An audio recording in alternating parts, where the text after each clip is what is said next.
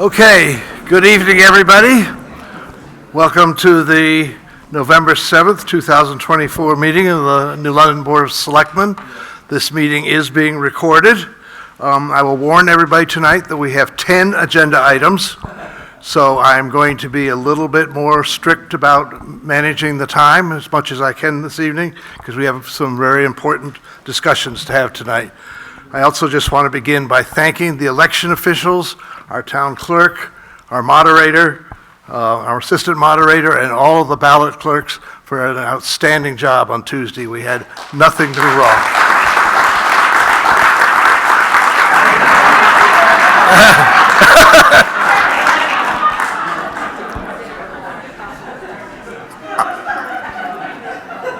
I will remind everybody that when you're called on to speak, if you would care to speak, you come up to the microphone in the middle of the room, identify yourself, and then speak. So the first item this evening is are the commissioners from the Water Precinct. They met last night. We were there. At that meeting, they worked on a letter to us, and they're going to present that letter to us, and we're delighted to be working cooperatively with them at this point. Ken, you're the speaker. There you go. I'm Ken Jakes. I'm chairman of the board right now. I did not get the applause Dave Marshall got. But anyway, that's to be expected. Rip Cross is here, and John McKenna. They're also the other two commissioners. We did meet last night. All three selectmen were there. Kim was also there. And we had talked at other commissioners' meetings. There have been comments made by Janet regarding communications between the precinct and the select board. And we thought it would be in the best interest of both boards and for the town and the precinct to have a letter that outlined our position on various items, where the precinct was, where it is, where it's going. And maybe some suggestions as to how we move forward from here. So the selectmen, I believe, all had a draft copy last night. I don't know if Bill got one, but I know, yeah. So this is the official copy. I made the offer to come here through Rhonda, asking Kim if I should come and answer questions along with the board. Did you want me to read this into the record? You did want this read into the record? I think it would be useful for the Great. Large audience that we have here tonight if you read it into the record. That'd be perfect. Okay. Okay, so to the New London Board of Selectmen. The Board of Commissioners, on behalf of the Water Precinct, wishes to address several important facts and issues that have emerged over the past couple of years, which are adversely affecting our overall operations. The precinct's current water source, located on Colby Point, was developed in the mid-'90s to comply with the Federal Safe Drinking Water Act, specifically the amendments enacted in 1996. The 6 gravel-packed wells are permitted by the New Hampshire Department of Environmental Services to extract up to 750,000 gallons of water per day, based on pump tests that determined our maximum capacity. However, to ensure the long-term health and sustainability of the well field, the extraction rate was throttled back to approximately 650,000 gallons per day. Over time, the efficiency of the wells has gradually diminished due to the infiltration of fine sand, which restricts the volume of water that can flow into each well. Based on the pumping data, our capacity ranges from 430,000 to 530,000 gallons per day, with various factors influencing this range.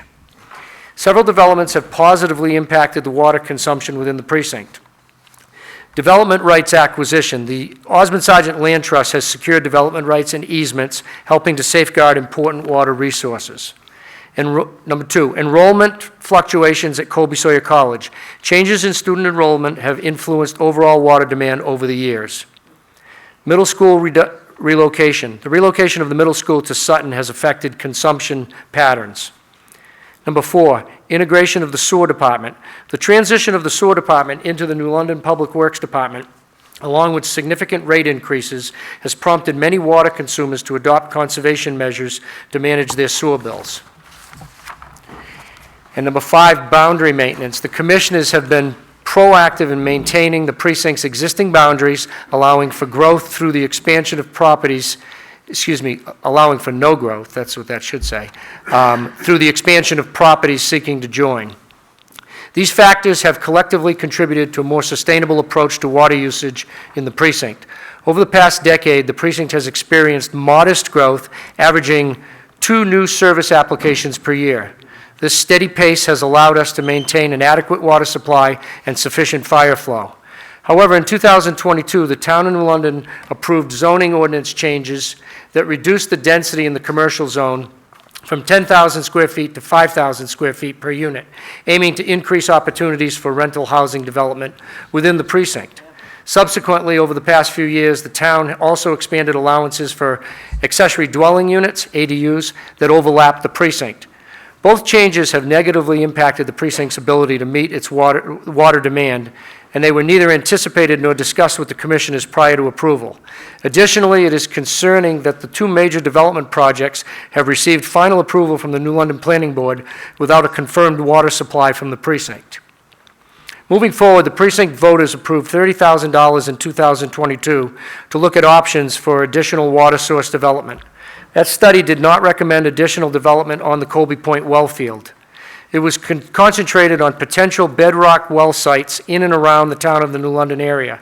The exploration and development of a municipal well is estimated to be around $11 to $12 million. The report also looked at a surface water draw, probably Little Sunapee, along with a pump station and a treatment plant, which stated that this surface water option would cost $25 million. This option is not a favorite with the DES, New Hampshire DES, and probably would be a controversial item at the local level. These options would require land acquisitions and/or lease agreement to move forward. 2024, the precinct voters approved a warrant article for $20,000. This provided for evaluating the next phase for water options. New Hampshire DES has weighed in on the precinct reviewing Colby Point's ability to provide more water. The commissioners asked Emery and Garrett, along with Barry Miller, to submit a proposal to look at any further potential for Colby Point, as that is where our current infrastructure exists. This evaluation will either affirm or negate any future use of Colby Point. It is important to mention that even if Colby Point has further potential, it may just supplement our capacity and not necessarily be adequate for large-scale projects. 2019, the precinct engaged Underwood Engineering to conduct a comprehensive study of our rates and asset evaluation. As a result of their analysis, they developed a schedule for our rates and a system development charge designed to support the precinct in the development of new or supplemental water sources. The system development account currently holds $23,491.50, designated for water development initiatives. As you are aware, the precinct is undertaking a $5 million 20-year bond for the replacement of the water transmission main on Main Street. This essential project represents a significant long-term financial commitment for the precinct over the next 2 decades. While we recognize the town of New London's interest in expanding housing opportunities, the burden should not fall solely on the precinct to cover the cost of developing and providing water. The commissioners believe that despite minimal growth in the precinct over the past decade, recent zoning changes approved by the entire town encourage growth from the outside in.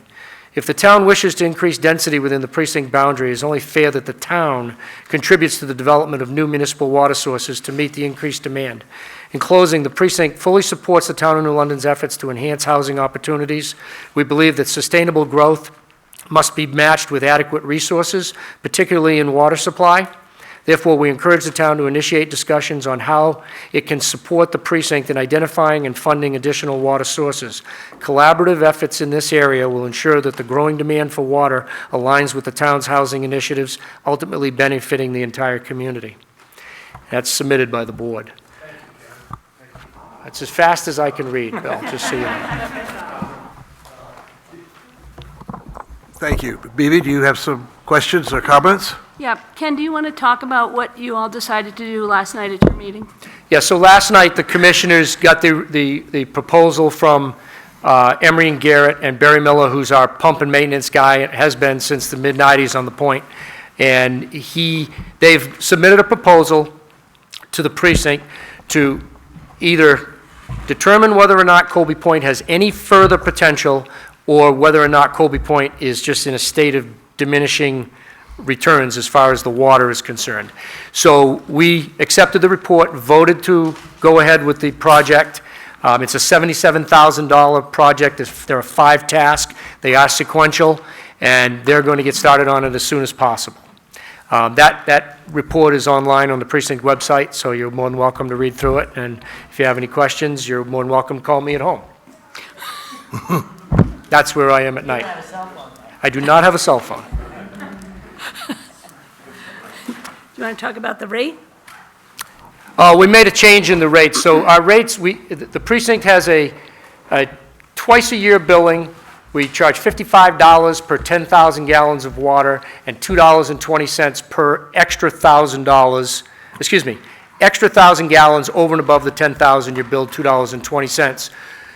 In an effort to try to address some conservation measures, a lot of that extra water, we believe, goes to irrigation. And the reason for that is because you see it in the March to October bill, but you don't see it so much in the October to March bill. We moved the rate up to $5.50 per thousand over and above the 10,000 gallons, which equates to what you're paying for the initial 10,000 gallons of water. So that becomes effective January 1st. It'll be for the next bill in March will reflect that. Okay. I don't know if it'll have any impact, but it's worth a try. Yep, I appreciate it. So I really appreciate you submitting this letter to us, and I look forward to working with the Water Precinct collaboratively moving forward. As I mentioned last night, I think it will be really important. This project that the Housing Commission is doing now is really going to be an important part of this, looking into the future and creating this roadmap for where No doubt. the Water Precinct is going. So I highly encourage everybody to attend that meeting on the 13th. It's only phase 1, but it's really important stuff that we have as many community members involved in it as possible.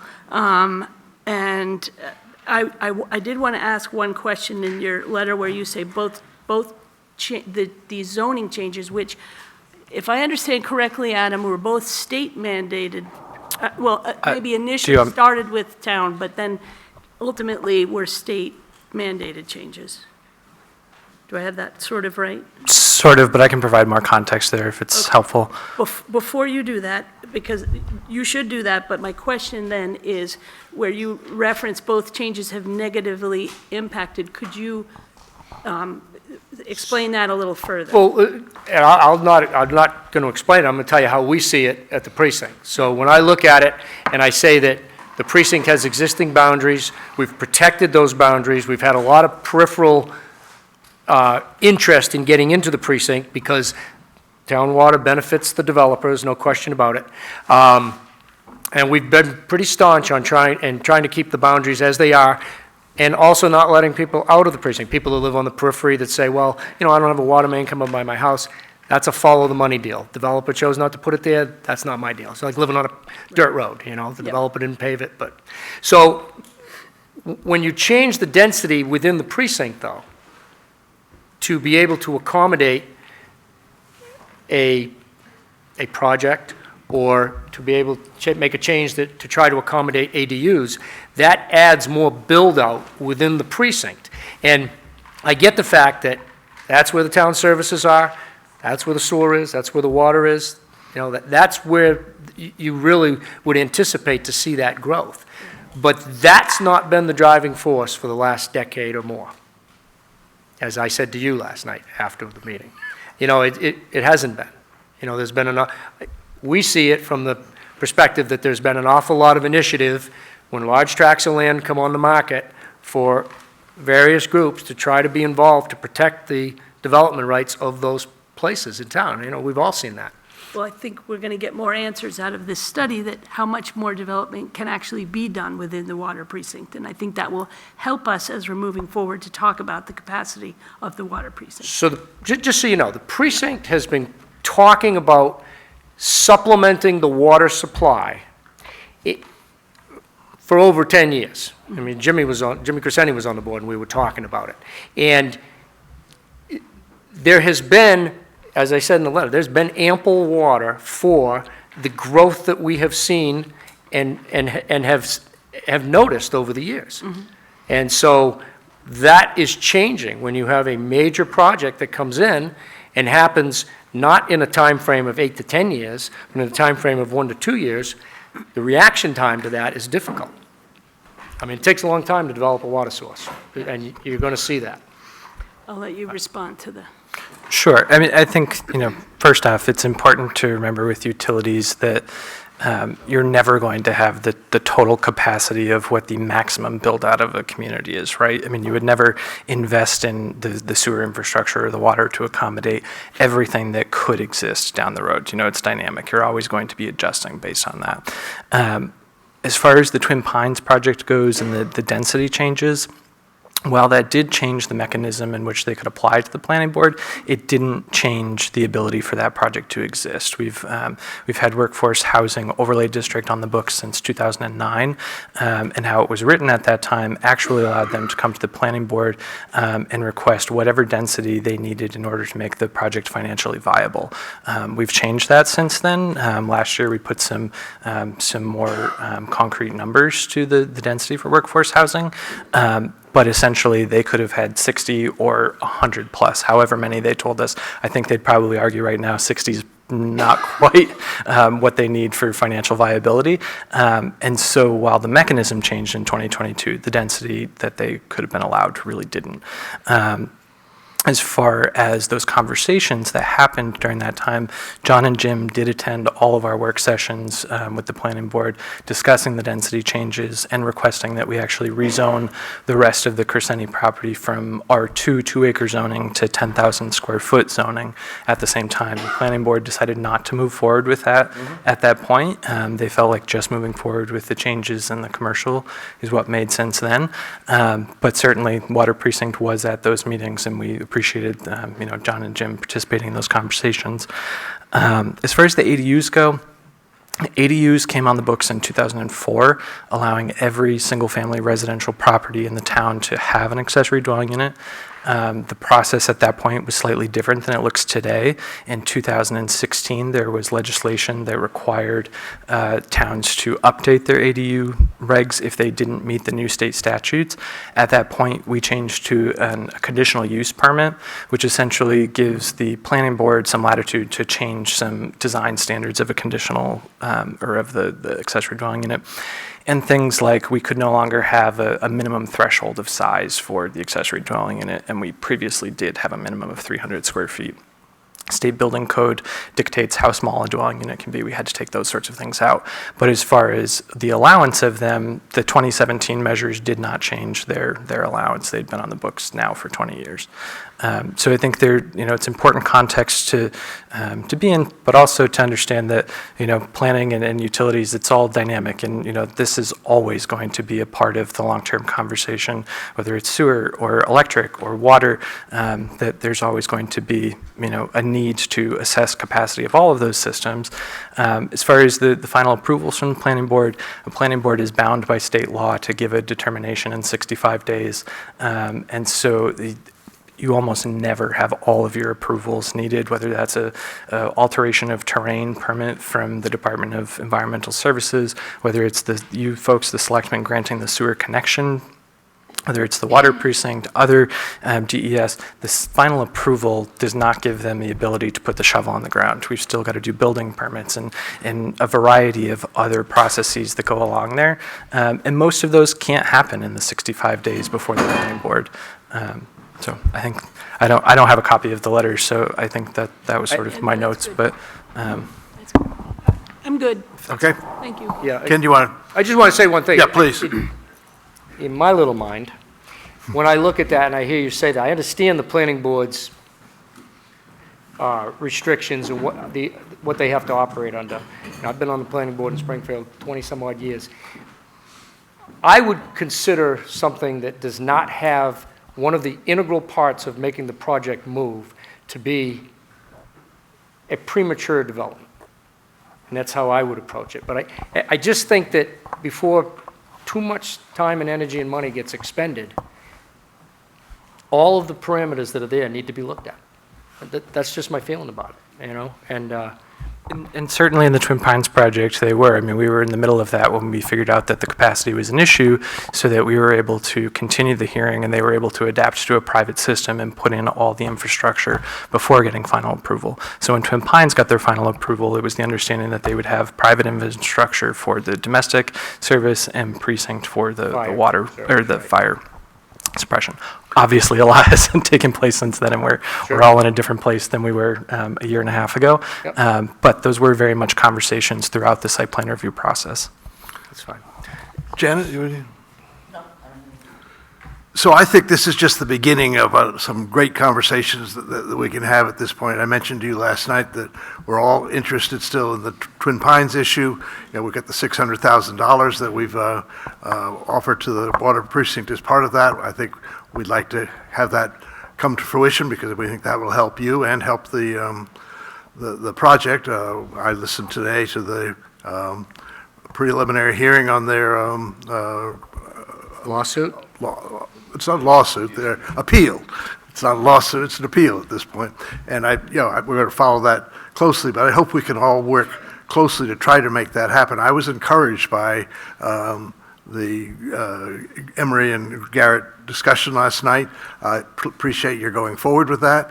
I hope we can keep in touch on a very regular basis about how that's going, and that hopefully that may help you all think about how we can bring the Twin Pines issue at least to closure and maybe get some action on that, if not on the larger New London Place project, which has another whole set of issues that Adam did not attend to. But that's, I think, where we are, and I think, we would be happy. We will continue to attend your meetings. We hope you will come here as frequently as you will, and as good neighbors, we'll all just continue to talk. I think in the interest of tonight, we could spend the rest of the evening going over things and so on, but I think you've done a nice job of opening the door to us. And I just wanted to have this in a we're here. public forum so that it was on the record, and Yep. that you folks had it, and that's all. I appreciate the time. So, Yeah, well, thank you. Thank you. who wants the letter? What? Who wants the official letter? I will take the official letter. Thank you. Did you sign it? And so did the other commissioners. So. Okay, thank you very much. Thank you very much. Yep. Rip and John, thank you very much. In the interest of what the other agenda items of the evening, we're not going to entertain debate with the audience tonight on this because there'll be many other opportunities to do it, but you've done a nice job of opening communication. Thank you. Okay. Yep.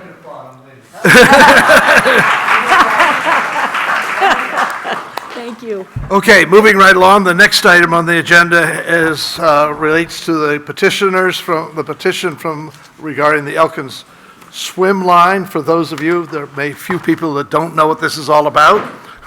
Let me just read to you the language of the original petition that we received. In the fall of 2022, the town of New London revised the swim line permit for Elkins and changed the swim line location, moving it approximately 25 to 30 feet towards the post office and bathhouse. This change resulted in significantly decreasing the footprint of the swimming area, which serves all town residents, while at the same time increasing the area of the mooring field. In July of 2024, the swim line was pulled in again, further reducing the swim area and increasing the mooring area. The New London residents signed below request that the Board of Selectmen return the swim line to its last permitted location. So with that introduction, I'm going to ask either or both of the Proles to come forward. They were the instigator of this, and just say a little bit more about why they got started with this. And then we have two planned presentations, and I will open the floor to debate or discussion. I did want to make one correction. Introduce yourself first, please, Maureen. I'm Maureen Prohl from Elkins, which is in New London. I wanted to make one correction on that permit wording, and that is, after the permit was worded, I was informed by Kim that New London never had a swim line permit. So to say that it was revised is inaccurate. It was just that they submitted a In swim. 2022, the town of New London Acquired. got a swim line permit, received a swim line Yeah, permit, and yeah. prior to that did not have Yeah. one. So the word Right. revised, it should be struck Yes. from the record, okay. Thank you. I wanted to give a little background to this this petition. And that is a little history. First, the first beach director position was established in New London as a part-time seasonal position in 1990.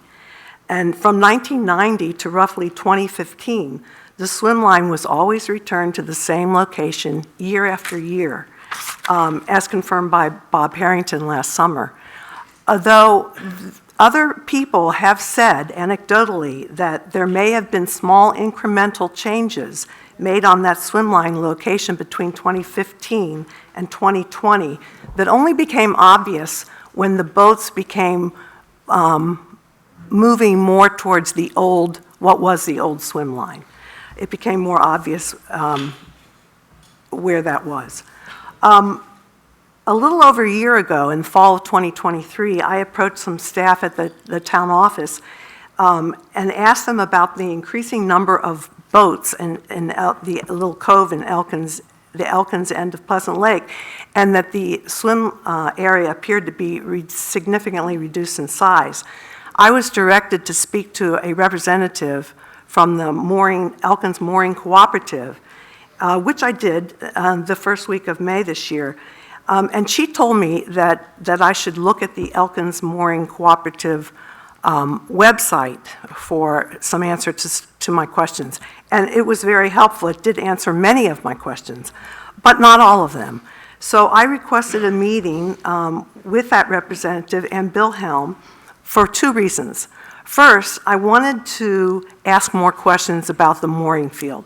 Specifically, I wanted to know when it was going to stop expanding. And secondly, I wanted to provide another perspective on the mooring field vis-a-vis the town beach, Miller Park, and the Elkins community. There are some people in the Elkins community who were concerned about this expansion of the mooring area and the reduction of the swim area, which, expand one, you reduce the other, and vice versa, which occurred after the 2022 swimline permit was submitted and approved by the state. At a citizens committee after that meeting in the beginning of May, Mary Rackow raised the same concerns at the Citizens Committee about the swim area in Elkins. I met with her afterwards and we decided to work together.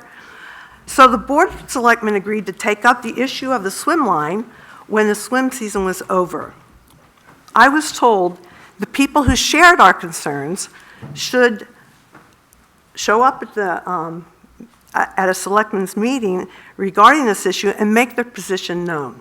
And that was the intent of the petition being circulated, to get the voice of people who had a different perspective about Miller Park and the mooring community.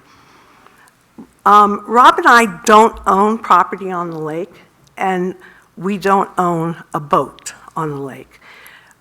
And so I think you should know that over the years, our commitment has been to preserve the natural treasure of the park, Miller Park, and the swim area. We've worked pretty hard. We've invested some time and energy to do just that. And like the rest of you, I think we all want what is best for the whole New London community with reference to this recreational spot in our midst. Thank you. Thank you, Maureen.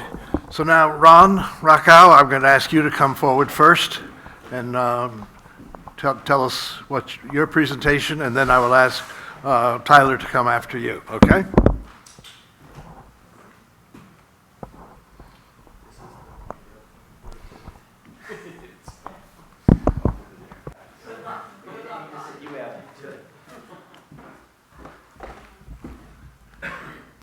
Again, Ron, please introduce yourself and so on and so forth. Sure. My name is Ron Rocco. I'm a resident of Bunker Road in New London. First of all, thanks to the Selectmen for entertaining what we have before you today. First, I thought I'd do a little bit of background. Pleasant Lake Beach, obviously one of two beaches in town. for New London residents that don't own property on the lake and that don't own a boat, Elkins Beach is their only option for recreational access to the lake.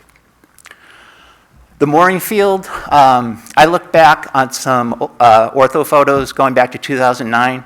At that point, I counted 7 moorings. In 2024, we now have 29 moorings. So whether it was 8, 9, whatever, before, the mooring field has grown substantially. It's either quadrupled or tripled in that 15-year period. So fortunately, we don't have a lot of boating accidents that involve boats and swimmers. They're rare, but when they happen, the results aren't great.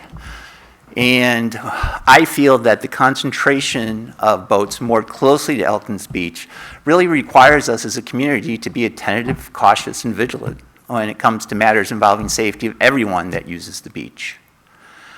A little bit of background on the swim line. So swim line permits are regulated by the New Hampshire Department of Public Safety's Marine Patrol Unit. As Maureen mentioned, we did not have a permit for the swim area until 2022. But this permit process does enable the town to determine the size of the swim area subject to Marine Patrol's approval. I just took a couple of pictures. Forgive my photographic skills of just the mooring area, and I did not do it until after the swim line came out, so again, apologies for that. The one on the left is kind of at the corner of the town's property looking back towards the beach. The other one is standing at the corner of the beach looking out towards the mooring field. To me, you know, it really kind of gives you a sense that the boats really are pretty close, very close to the swim area. A lot of discussion tonight, I guess, will center around whether or not the swim line was moved. I have to say that when I signed Maureen's petition, I expected to be able to go to digital photography and be able to see the movement. Unfortunately, when you go to the UNH website where they have a lot of GIS layers, a lot of times when they do aerial photography, they like to do it when there's no leaves on the trees. So that means a lot of the photos are taken in the winter or fall or summer when the swim line isn't in. So I could not find anything definitive. What I did find, or what Maureen provided me here, was a picture that was taken sometime in the 1990s. And I think this is important. My time in Elkins started in 2009. That's when Mary and I bought our house here.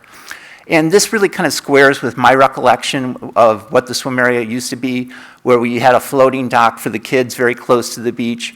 There was a second dock that you'll see out at the wall area where the curve is. And that's in that clump of pine trees where the line was previously secured. And I know it's, forgive me, I know it's hard to see it on the screen, but I do have like a black circle there. And that circle is around one of the buoys for the swim line. So at some point in the past, the swim line was certainly there. And as I said, that kind of squares with my recollection of where it was back in 2009 when we moved in. I'm going to have to apologize to Kim ahead of time because I'm going to criticize some of her artwork here and drawings. This is the permit that was filed, or a drawing that was submitted with the permit that was filed with the state to get the swim line approval.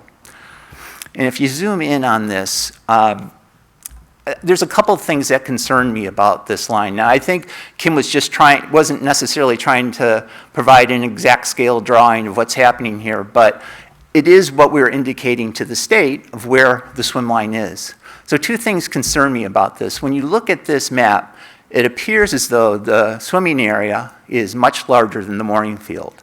That's not the case, and I'll show you that in a couple slides. The other thing that concerns me about this is that when you look at the indication of where the mooring field is, it leaves the impression that there's some kind of gap between the swim area and the mooring field. Again, I don't think that's an accurate representation of what's going on. And regardless of what the selectmen decide in terms of where the swim line should go, I would suggest we probably should file a revised permit in any case. Just to kind of give, I'm not advocating for this line, but if you I knew enough about GIS to be dangerous, so I was able to digitize that line that Kim had put on that map, overlaid it here. You can see the existing swim area and where that line would be. Much larger, goes much further out into the water. This picture is from Google Earth. It's labeled 2022, but Adam and I were talking about this. I think it might be even a little bit earlier than that because it's when we still had that tandem parking, that ridiculous tandem parking over in the beach area. But this basically shows the swim area pretty much as it exists today and the mooring field as it exists today. So you can see the swim area has about 30,000 square feet available for use.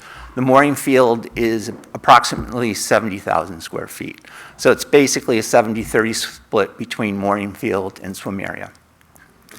And again, that's where I think the map that we had indicated on the state really is kind of off the mark. Oop, too far. So what we're proposing, and we do have a resolution that we've submitted to you, that would provide a couple things. First, it would provide for the town to submit a permit for a revised swim area.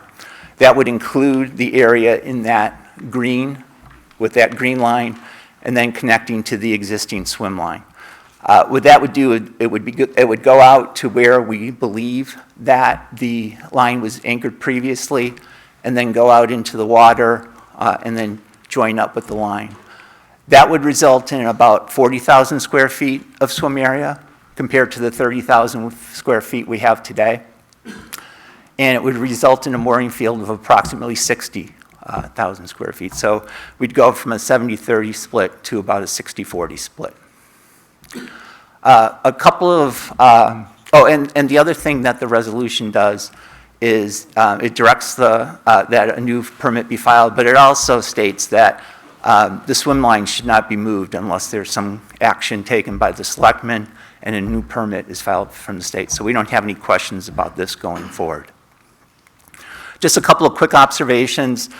Some might wonder, why are we going out towards the mooring field? Why don't we go further out into the lake? The reason is that's problematic.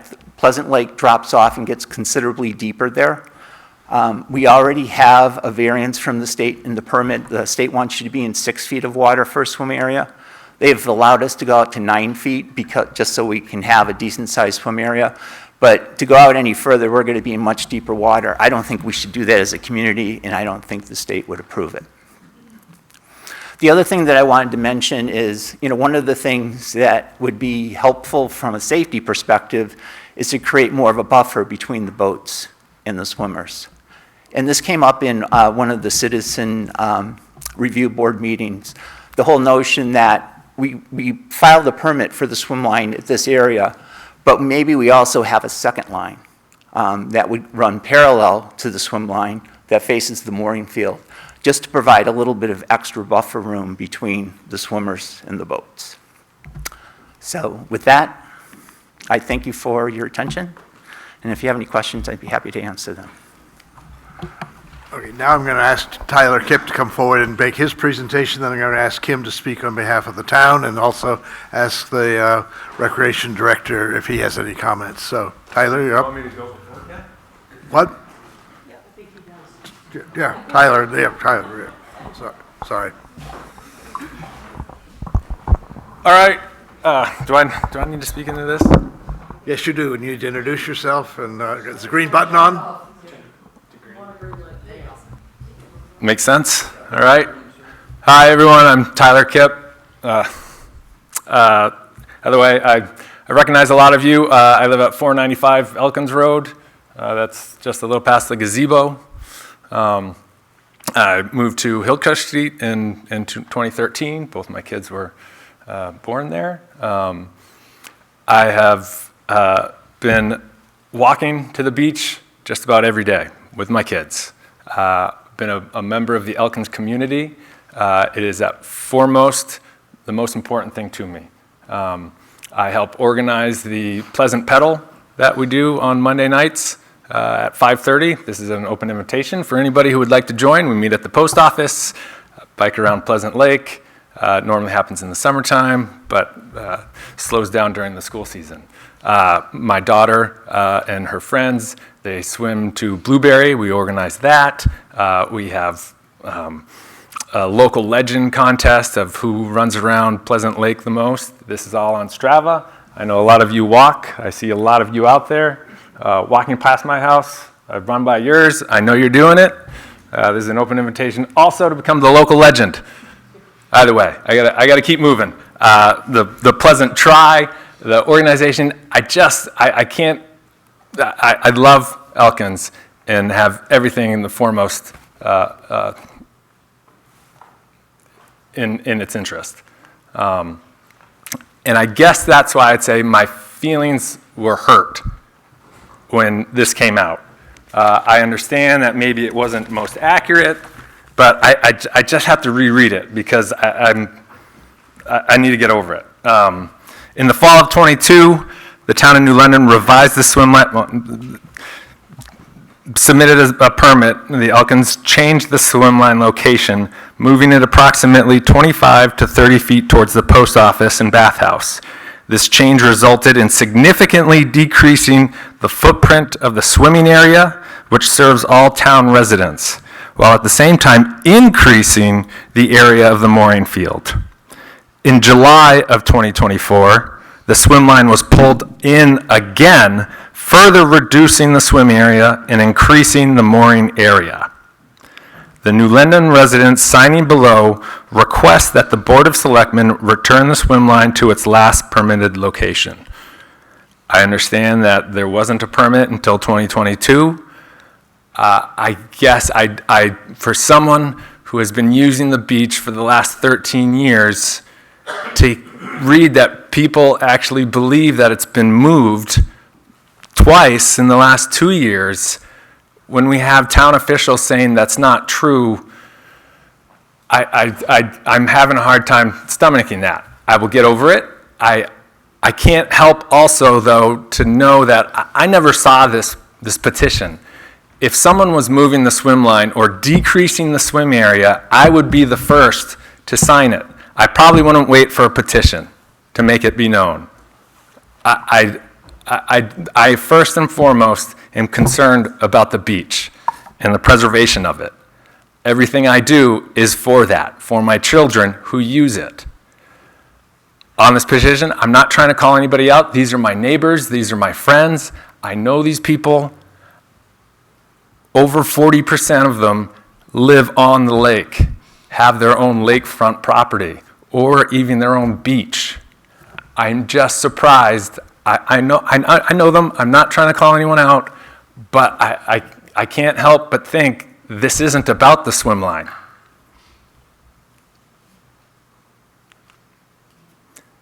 So in 2013, when we moved here, or my daughter was born, that's her on the right, that's my son on the left, this is where the swim line was. So everyone recognized the bench that's right to the left of the swim line. It's been tied there. This is 2013. In 2022, this is my daughter's birthday. It's in August. You'll see a theme here. In 2022, when the permit was submitted, or the town permit, was submitted, the rope was taken off the tree and put on an eye hook, because obviously this is a tripping hazard. But you'll notice the granite bench on the left of the tree. Here's the same photo, but you can see the eye hook. So in 2024, this is 2 months ago, in August, there's the eye hook again. So in the petition, we say that in 2024, in July, it was moved. 2019, this is her birthday again. There it is, 2019. In 2016, this is her birthday again. I put the photo down in the corner. There it is, tied against the tree. I have to note the 4 birches. See those birch trees there? This just gives you some sort of reference as to where this rope is. The granite bench, because there's 3 of them along the shore here, will show up again. But the photo taken down below is what it looks like facing the other direction. And in that, you can see where the swim line is. And yes, there was a second dock, and you can see how the swim line branches off a little bit. But I also need to just call out actually, I'm not even going to call them out. Either way, everybody has access to these photos. You don't have to take my family albums as gospel. This is from Street View. You could take your phone out right now and see these photos. This is 2009. So you can see from here, you can see the swim line. You can see those two docks. Whoops. And that's 2023. Well, now I'm getting lost. 2023. So there's the swim line. You move down the street a little bit. If you haven't been here, I recommend going down to Street View in 2009. You can go by your house. It's pretty awesome. But there it is, tied to the tree. See those 4 birches? And you see the swim line? And there is another dock there. It's just not as far over as I feel like everyone recalls. This is the mooring field in 2009. Yes, and this is 2023. And there's no doubt there are more boats, but where they are not is any closer to into the swim area. They have not decreased the swimmers' area. I thought, I just had to bring this up because I was hurt by the petition, but this really sort of, I don't know. Anyway, recently, over 80 citizens of New London submitted a petition to the Selectmen asking that they restore the swim area at Elkins Beach on Pleasant Lake to its prior size. Over the past several years, the boat mooring field adjacent to the swim area has grown significantly, quadrupling from 7 moorings in 2009 to 29 in 24. At some point during this expansion, the swim line at the beach was moved and the swim area reduced to accommodate the expanding mooring field. The swimline permit filed by the town in 2022 has only confused matters as the exact location of the swimline is unclear. I don't know what else to do. I hope I've proven that it is not unclear. To hammer the point home, I took these just this past Sunday. This is the eye hook. I put a bag that's bright so we can see it from a distance. And I tied a neon jacket around the tree you can see the bag down in the lower corner. I have traced the mooring line out and the swim line out, and then the green line is the mooring line. Now, eye hook, tree, again, there are the 4 birches that we've seen in the other photos. And then the other one. I did look at the proposed expanded swim area, and the GIS location lands on the 3rd pine in the middle there. And so the swim line is what I'm assuming, and I'm not an expert here, but is being proposed to start there. Now, this, I did my own little Google Earth coordinates, and if what the people what the petition is asking for is the New London residents signing below request the Board of Selectmen to return the swim line to its last permitted location. Currently, we don't have one, but the line hasn't moved. These are the coordinates for the swim line. I'd also like to point out the proposed swim line is along those mooring balls that you see there. Moving on, this, in addition to the reduced size, the proximity of a large number of boats to the swimming area represents a significant safety concern. Every time I hear someone talk about Elkins Beach and the boats out there being the significant concern, it highlights the fact that I don't think they've been to a beach with children in a long time. Because when you show up to this, My concern is my child's safety. My concern is making sure there's not a drowning accident. My concern is making sure my kid doesn't fall off the playground, especially at Elkins. It is a little difficult. We've got grills way off to the left. We have a playground way off to the right. We have a second beach that you can't see. So when I show up there with a 4-year-old and a 7-year-old who just learned how to swim out to the raft, and he wants to go out there, and he's there with his friend, and his friend, I have no idea whether they can go. The 3-year-old wants to be in the water, then someone wants to leave and go to the playground. This is not a stress-free environment. I don't understand how increasing the mooring field further out, closer to the boats, makes any sense. Swim line. Well, the swim line, moving them closer into a mooring field. So, Tyler, I will. I think you've Made my point. made your point, and again, I'm going to keep my eye on the clock, Yep, let others, yep. others speak. Thank you. Kim, would you like to speak now?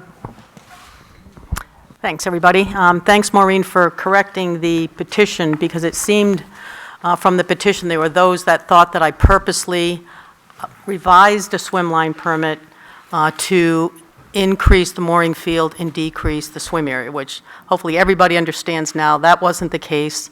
There was no intention. From the 3 rec directors I've worked with, Chad Denning, Scott Blewett, and Putnam Kidder, I'm not aware of any movement of the swim line to make the swim line area, the swimming area smaller or the mooring field bigger. I certainly regret putting dots around where it says mooring field and swim area. Those weren't required, it's just, I could have just written the words. So not only is it not to scale, it's just, I was just supposed to kind of indicate things like other landmarks. I put Dan Snyder's docks in, I have no idea if they're even close to where they are. I just had to show things that were in the area. So there was no attempt there either to make anything look bigger or smaller. I've had plenty of conversations with Sergeant Alley from Marine Patrol, and I think many in that area, the area of Elkins, has also talked to him. He was going to attend this evening, but he was unable to. He is happy to answer any questions that arise after this meeting, should the selectmen have any. They will entertain any revision of a permit that the selectmen want to put forward. It's not a guarantee that it'll be approved, but they will look at it. I did ask him about the issue of having a buffer line, having 2 swim lines. He has not seen it happen before, and he said there could be pros and cons to doing something like that. It was a little bit amusing to him, given that the swim line is what tells boaters to stay away. So having 2 of them, he didn't really see that. Personally, I think there could be an issue where people could see that as like a swim lane, and it could actually encourage people. But, the boats in the mooring area cannot be within the swim line area. So that's what the state regulations require. There was a boat that Putnam took care of. Somebody put a boat in before the swim line went in. The swim lines go in before Memorial Day, so there could be people who are unaware of where a swim line is. The boat can go in. It's easily taken care of, and we have taken care of it. Just a mooring. A mooring, yeah, a mooring that a boat would have been attached to eventually, right. So, again, there was nothing on the part of the town, either my office or the rec department's office, to change the line in any way. As far as I know, when I started here in 2011, it was hooked to a tree, which at the time I didn't think was that safe, but everybody assured me that's the way we've always had it, and people are careful around here, and okay, a lot of people think I'm a little bit too much on liability and everything, so okay, left it. So the tree is what I'm aware of in 2011, and that picture that Tyler just put up, I searched everywhere for a picture, I didn't have one, so thanks for bringing that, Tyler, because it really was attached to a tree. So that's what I know about the mooring field and the information from Marine Patrol. Which tree? The tree that, do we have it still up there? Is that the tree that Bob Harrington pointed out?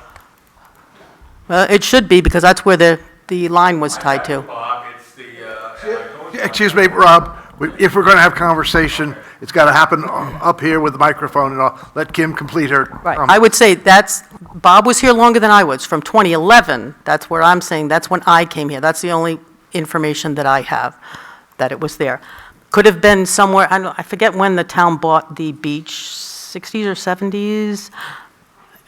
I don't know, even if there was a swim line for all those years, I really can't say. What I can say is the time that I've been here and the 3 rec directors that I've worked with, that's where the line was. Now, when we did the permit, the one thing I did have to put in for specificity was the line length, which I put down as 540 plus or minus feet.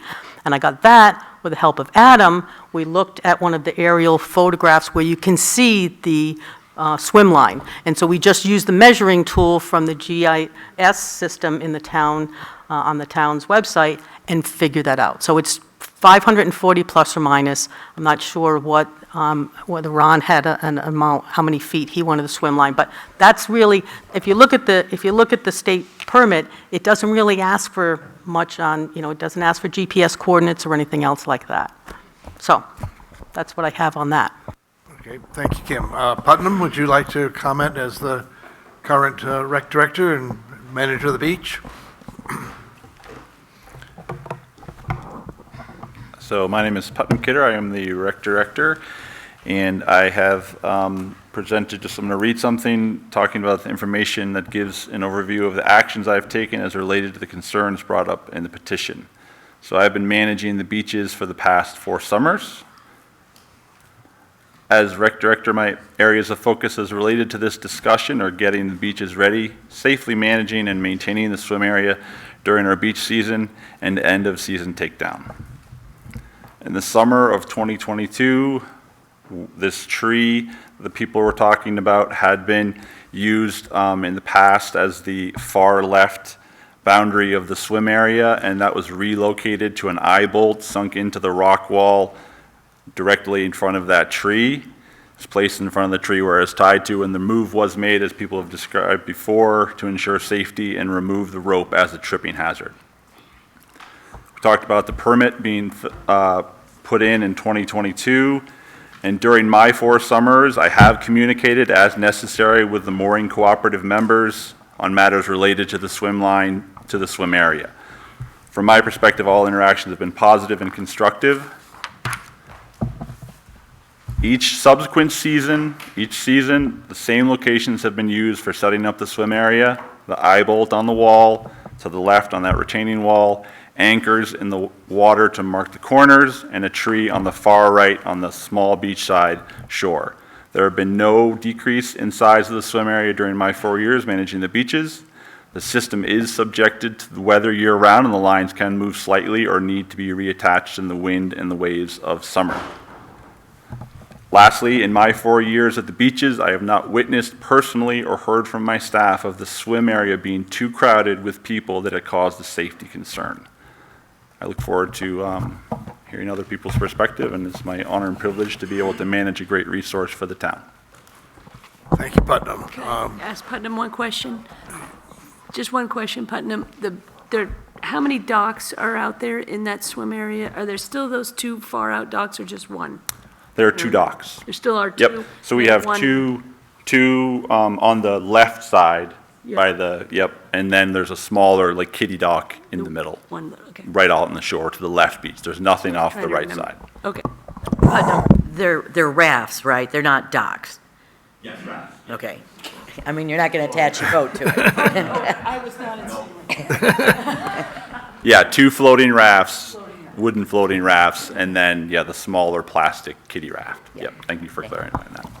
So, as Maureen said, I was with her in May and met with the representative from the the mooring co-op, and I also witnessed where the eye bolt now is and where it was related to the tree. So that I'll add to that fact. Do either one of you want to say or ask any more questions before I open it up to the audience? No. Okay, Rob Prohl, I think you were starting to want to be first.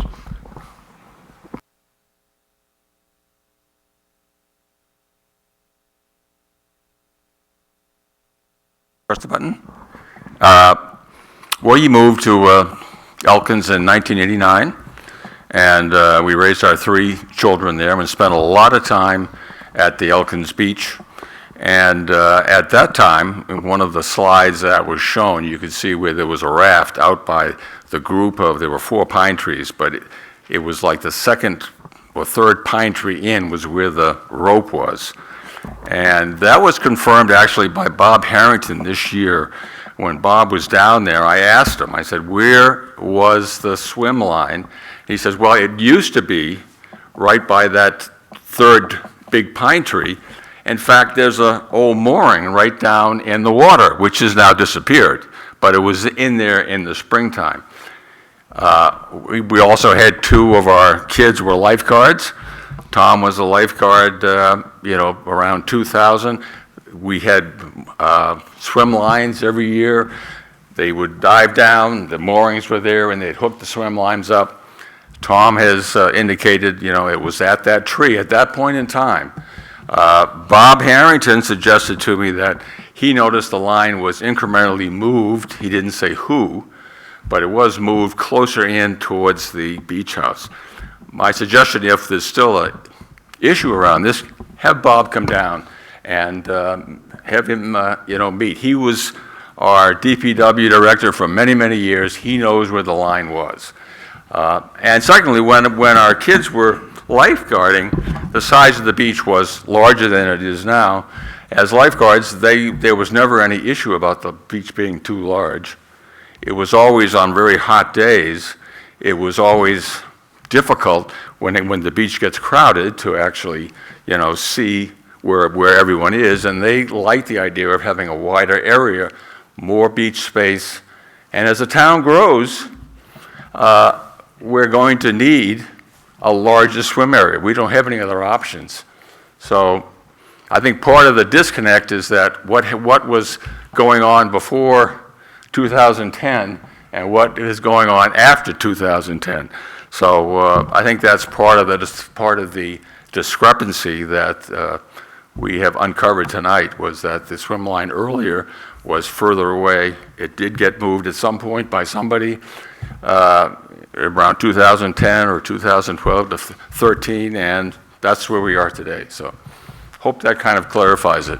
Thank you, Rob. Anybody else want to speak? No, sorry, you can't. No, sorry. We're not going to allow that people to stand up and comment. Yes, sir. Both of you. May I have some of the artwork, please? It's going to go up for sale. My name is John Dwyer. I live in Elkins. Many of the people I see walking past my house, I'm on Lakeshore Drive. I'm often swinging my kids out on the tree.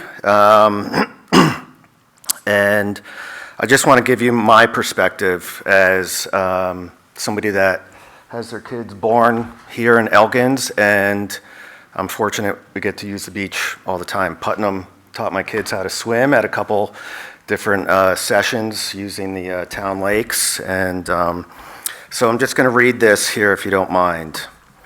Drowning is a leading cause of death for children in the United States. That's a fact. I've been a resident of Elkins since the summer of 2016. Since moving here, I've volunteered as a soccer coach, baseball coach, and have offered to coach lacrosse as well. I'm always amazed by the support of our children and the advocacy they receive from this town. However, I can no longer sit on the sideline and let my kids' safety be taken away by having the swim line moved 30 feet as suggested.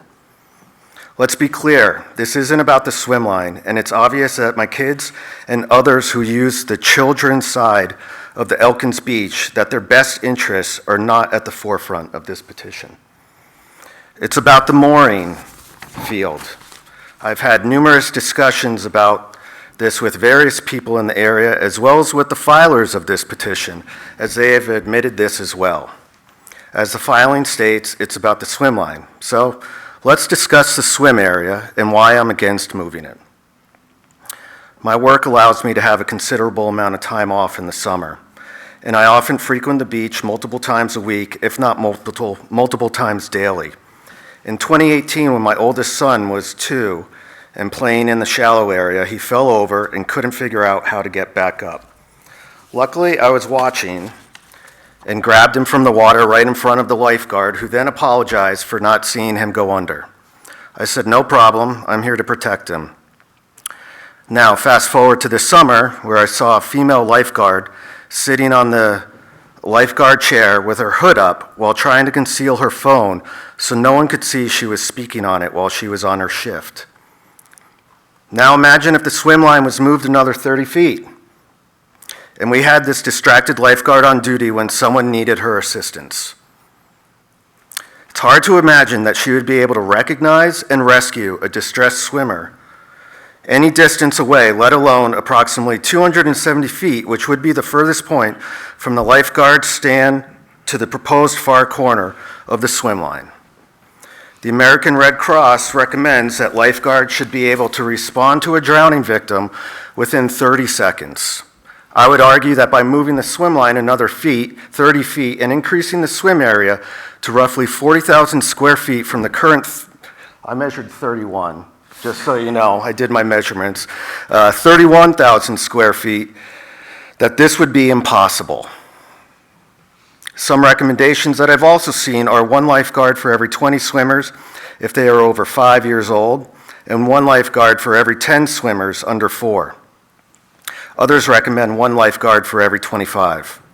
Also, the American Red Cross says that drowning is the #1 cause of death for children ages 1 to 4, and among 5 to 14-year-olds, drowning is the 2nd leading cause of unintentional death behind motor vehicle crashes. The reason why I bring this up is because we took the 3rd lifeguard's chair away, and the 2nd lifeguard chair, more often than not, has a sign on it saying "No lifeguard on duty." Now, you want to make it even bigger? This is putting mine and many other children at risk based on what has become the standard for lifeguards to operate at the Elkins Beach. Typically, there is 1 lifeguard on duty in the children's area, while the others are waiting to rotate for their various shifts. The last thing I'd like to point out is on Saturday of the Labor Day weekend this year, I pulled into the parking lot with my 2 boys, and it was about 3 o'clock in the afternoon. No lifeguards there, I get it. It says, lifeguards may come and go depending on weather and what's going on, but there was no lifeguard there. And a parent I know, as I pulled in, ran into the water fully clothed and saved his daughter from drowning. All right? Let that sit in, okay? I strongly encourage the select board to say no to expanding the swim line and make child safety the #1 priority. Thank you. Thank you very much. Bob? It's Bob Lyon, New London. Just a quick question for clarification.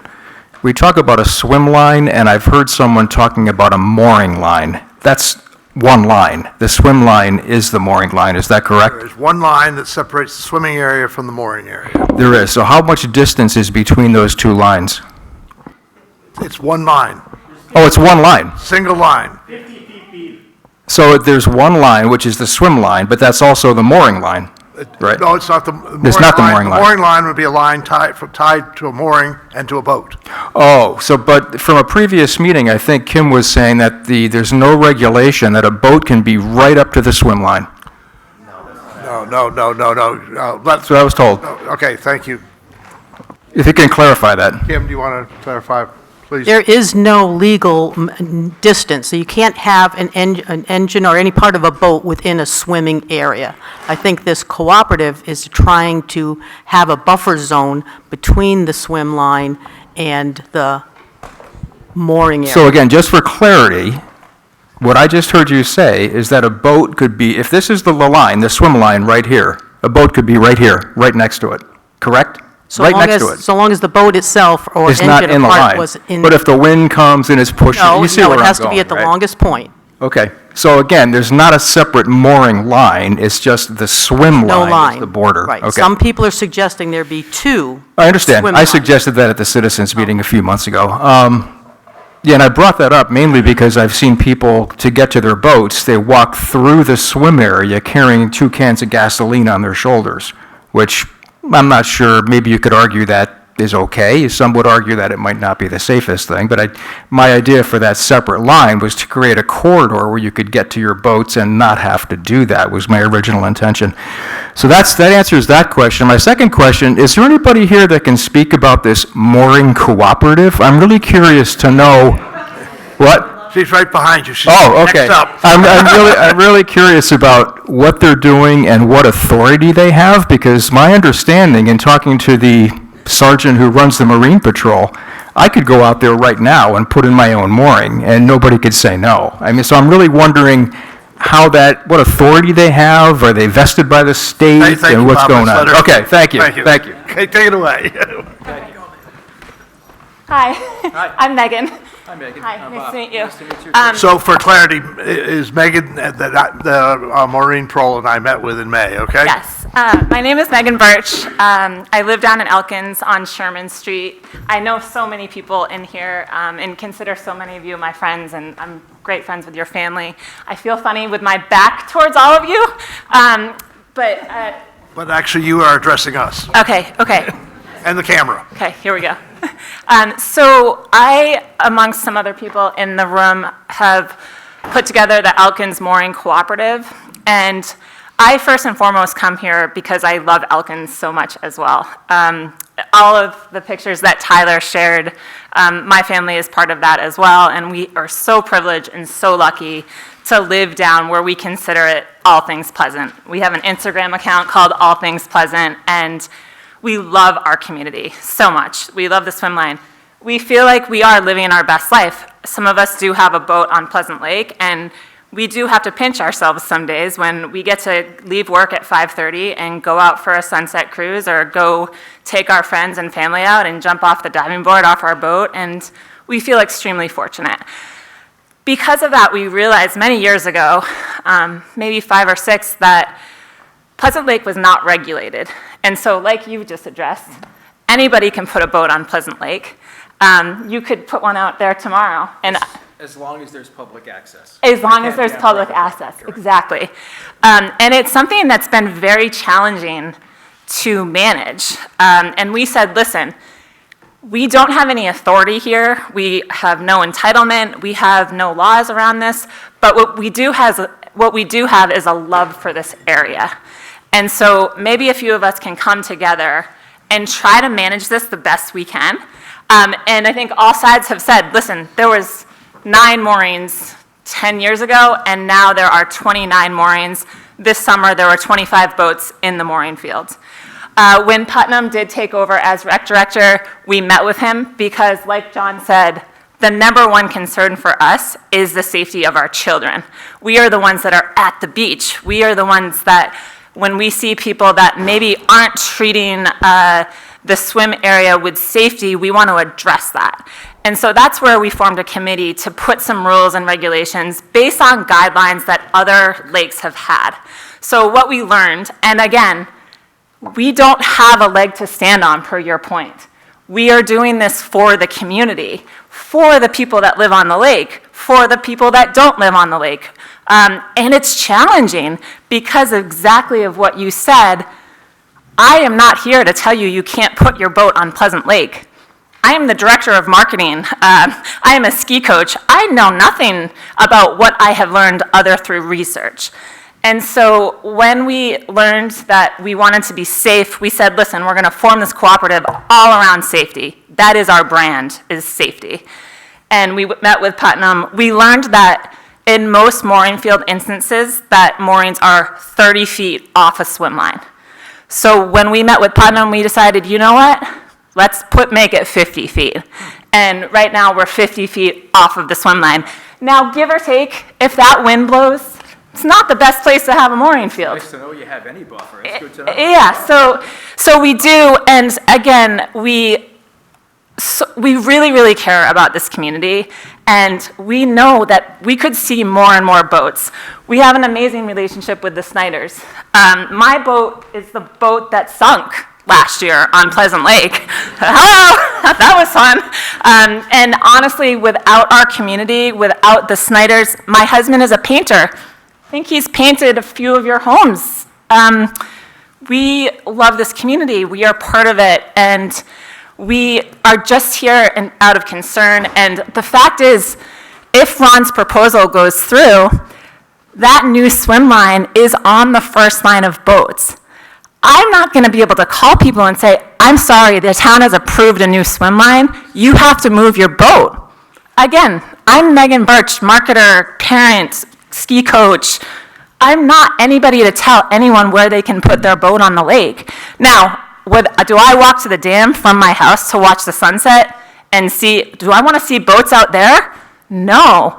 And so myself, Tyler, John, Josh, and some others that are all here have been doing this out of a good Samaritan. It's taken a lot of time. We've met with a lot of people that are on a list to get a mooring, and then we meet with a lot more people that are like, screw you, I'm not going on a list. I'm putting my boat in. That's why there's 29 boats there right now. And that's, yeah, I get a little worked up because I care so much about Pleasant Lake. I love it. You guys know. Follow me on Instagram. All my reels are all things Pleasant. Thank you for listening, and if you have any questions, I'm happy to talk on the phone with anyone. Thank you, Megan. Dan Snyder, do you want to comment as the nearest abutter? Yeah, you haven't had your hand up, but your name just came up, so you get a moment. Dan Snyder, probably the only abutter, but well, you know, we've grown accustomed to the mooring field, and I think what Megan has done and what her group has done is actually a big service to the community, because I can tell you, without their assistance, the mooring field as it previously existed was way worse than what it is now. And no one likes to see so many boats out there. I would like to see it, you know, reduced, certainly not increased, but I can tell you what they have done to better organize the mooring field and create some instruction in terms of how to moor your boat properly and have the right lines attached to your mooring to prevent the boats from breaking loose and ending up on the rocks, which I can tell you really does happen. There's not a year that goes by. I mean, I've pulled them off my beach, you know, and they, you know, some of those boats, you know, have oil and gasoline and all that other stuff in them. So what they have done to better organize the mooring field is a really big plus for the community. And like she said, they've done it without any real authority. They've just done it through encouraged cooperation.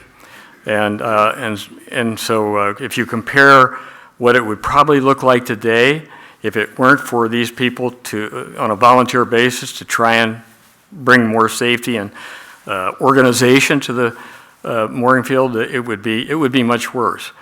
It's an absolute crazy thing that, given a beautiful lake like this, that there isn't some type of state regulation or otherwise that would just allow people to, for instance, decide to moor a bunch of boats in front of the dam. But they can't. You know, it's kind of a crazy setup. But it is what it is. And given the lack of any regulation for doing that, our family is very happy with what they have done to organize this unauthorized mooring assistance, because they've really done a good job. Thank you. Now, I'm looking at the clock. We have 8 more agenda items this evening. I see that we have 3 major issues that have come up here. One has to do with the safety with just running the beach properly. I heard that lifeguard thing. Another has to do with the amount of space for swimming and the history of that. And the third has to do with the rights of the boat owners and the desire to moor their boats. Now, does somebody have something new to add to this agenda this evening? Yes, sir. Go ahead then. Sorry, I do. Josh, hope it's new. It'll be newish. So Josh Satley, I live at 486 Pleasant Street. We've lived there for 10 years. My wife Eula, my children, Ailey's and Miles. Yeah. Our kids grew up at Elkins Beach. We're there pretty much every day. Spring, summer, fall, even in the winter. To your question, I just want to address it because I helped with some of the organization of the cooperative. It's an unincorporated association. It has no legal authority to act because there's no statute or anything vesting authority in us. We're trying to do the best we can to be stewards of this common resource, just like all the petitioners that sign that have lakefront property. Their boats are on water that is held in public trust for the good of the public. We're trying to do the same with the mooring field. So when you say, that anchor mysteriously disappeared, no, it wasn't magic. We yanked that out of the water because it was corroded metal that we found there and cleaned it up. We organized the lines. We have had divers come in to inspect the moorings. We're trying to do the right thing. My main point is on the petition, though, and what is appropriate for this select board to entertain. Namely, if you look at the language of the petition, it is predicated on very demonstrably false information, namely that the line changed around 2022 or in the very recent past, and then it changed again. This simply is not true based on a wonderful family photos as well as Google Maps. And my concern is, it becomes a slippery slope when the select board entertains petitions that are based on demonstrably false facts that 80-plus signatories, I have no idea how many, if they knew that was the case, would have signed or not signed. There's already, distrust in government, public institutions. You look at research, it's the highest it's been in a generation. And I think, we benefit at the local level from really strong local governance, that it's not an issue. But I can see that eroding if this body entertains petitions, again, based on false premises. I'm not saying the petitioners are outright lying or whether they were just misinformed, but the fact is that area did not move in the last 15 years. That's just, you can't dispute that. Josh, thank you, but is that all you wanted to say? Because one more point on safety. We entertain petitions from anybody on any subject. That's our role. Okay, then. And part of what we're doing tonight is trying to get some facts behind the petition, okay? Thank you. So I have one more point on safety. It's our role to entertain all comers. All comers, regardless of the factual basis of the petition. We get the facts when we listen to the petition. Okay, thank you. This evening. Thank you, Bill. I have a video. I was down there today. My concern is similar to John. John, he's gone now, and it's really about the safety of the children. As you're watching this video, and this is around about where the proposed line is, a few things to be thinking when you're looking at this. One, a little kid, the size of John's kids, you're looking up at a big wall. That's at least 30 feet from the shoreline, a large wall. That's a deep wall. It's a high wall. When that wind gets blowing at Elkins, it's going to come crashing in there. The lifeguard is far away from there. See how the distance?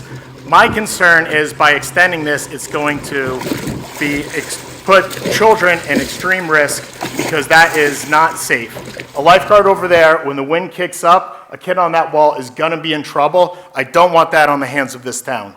Thank you. Can I ask him a quick question? No, excuse me, Bob. Do either one of you have anything more that you want to ask this evening? I think what we should do is take under advisement what we've heard. Perhaps ask Bob Harrington to come and speak with us and move on to our other agenda. Bill, it's an important question, if I may. It's short, but it's important. It better be important, please, Bob. Thank you. Okay. So, do you want me to stand up? Yes, please. Okay, so it's Bob Lyon again. It's just to clarify, There's been a rumor going around, I think it's a rumor, that and I'm not choosing sides here, I'm looking for clarification of the rumor or not, that the cooperative is renting and/or selling mooring sites. Can you please clear that up for me? Megan, would you like to address that quickly? First, very important, you have a deer tick in your hair. Really? Yeah. Is it in my head or in my hair? In your hair, it's crawling around. Pull it out.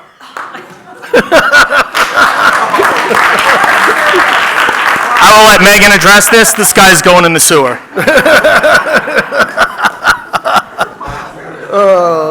Oh, my goodness. Good question. Every mooring is owned by the mooring owner. We, as the mooring cooperative, have no control over what somebody does with their mooring. I do know, I know one person that they paid somebody to put their boat on their mooring because they paid a lot of money to put the mooring in professionally. So when they exchanged, they said, hey, you're not going to be on our mooring. I know in that case, but honestly, every single mooring is individual, and where we really try to step in, again, is around the safety and really trying to make it so people don't add boats to the mooring field. Because right now on our website, we say it's closed, it's at capacity. Again, to what Josh said, not really with a leg to stand on, but we don't have any control. We legally could never, we thought about how cool would it be to charge for this and then give the money to the Pleasant Lake Association, but we would never be able to do that legally, or we're not set up that way. Again, we're just trying to do this out of the goodness of our hearts and what seems reasonable. Thank you, Megan. Okay, Janet, do you want anything more? One thing, I think it's important to note that the lakes belong to the people of the state of New Hampshire, all our lakes. And I guess I need to be clear on this. Is the reason for increasing the swim area is to decrease the number of boats? Was that the purpose of this petition? Maureen? There is definitely a relationship I think the elephant in the room is, there's definitely a relationship between what was the size of the swimming line, the swimming area, excuse me, and the size of the mooring field. If you make one smaller, you make the other one larger. It's just a fact. And the thing I want to point out, which I was very offended tonight, because I feel like there's one thing is there is a big misunderstanding from this discussion. What I gathered is the rope around the tree. We're talking about two different trees. We're talking about a tree in Tyler's picture with a rope around the tree, and we're talking about a tree 25 years ago further down near the wall. So when we said in the petition, I'm trying to clear my name, that the line was moved. We're talking about the line moved from the tree at the bend in the wall to the tree near the bench. I am not accusing anybody of any nefarious activities. I'm just saying the line was here for 25 years, and now the line is at another tree, and it moved. I'm not saying that it moved because people moved it. It was moved because we had a swim line permit that put it there. That's perfectly... I wouldn't say that, Maureen. When I filled out the application in 2022, I filled out the application based on where the line was in 2022, and as far as I knew, from 2011. So, which is the picture that Tyler showed. That's what I'm saying. I agree with that. okay, so in 2022, the swim line was in existence already and for at least a decade prior, at least in my experience. I've only been here since 2011, so. I understand. Maybe I'm not making myself clear. I am saying that where the swim line is located now is the same place that was shown in Tyler's pictures. I agree with that. Please speak into the microphone. I'm sorry. But I want to clear my name because I feel like I'm being accused of providing misinformation, and I don't want to be accused of that. So I'm only saying that when we talk about the line being moved, we're talking about between 2022 and the pictures that were shown originally when it was at the bend of the line. Okay. Okay? All right, well, Maureen, what I need to understand, though, is if we have an adequate swimming area currently, why do we need, and the swim lines are where they are, why do we need to change that? Because the boats. I'm guessing that it's because there are too many boats in some people's opinion. Am I right? I think you are right. Okay. I think you're absolutely right. I have never not said that. I mean, I've said that. Okay. I said that to Megan. Okay. I think that. I said that to Megan. I just want to be understand clear that. about what we're talking about here. But I also feel that for many years, the swim line was in the other location, making a bigger swim area.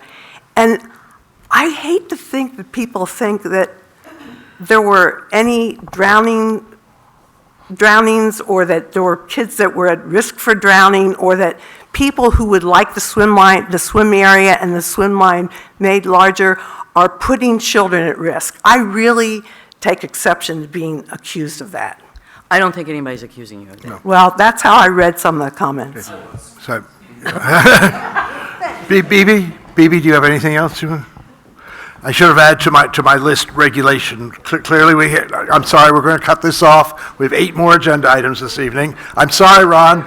Ron, I'm sorry. I'm sorry. Will would like to say something.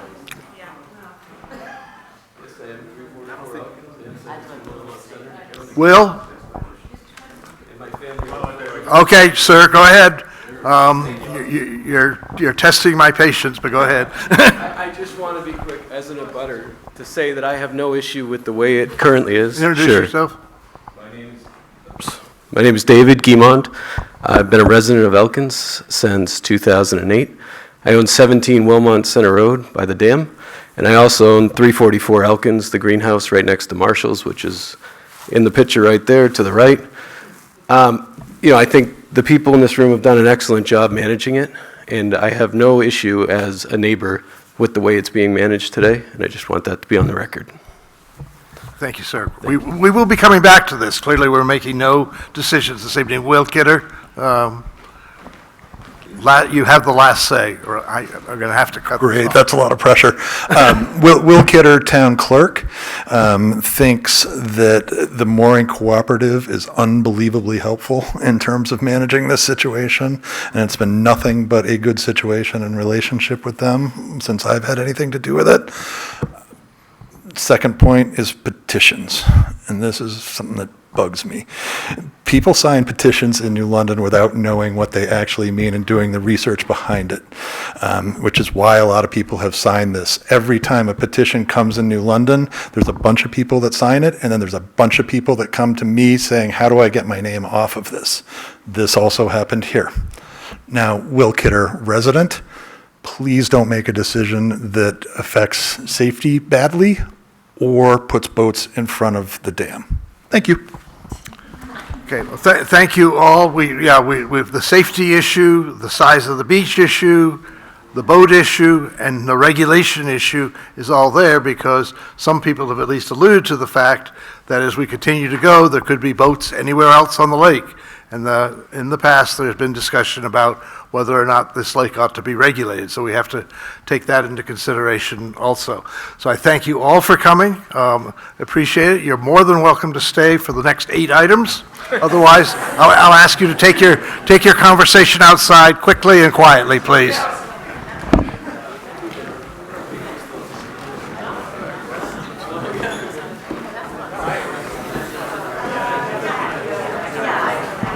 Please head outside quickly and have your conversations out there.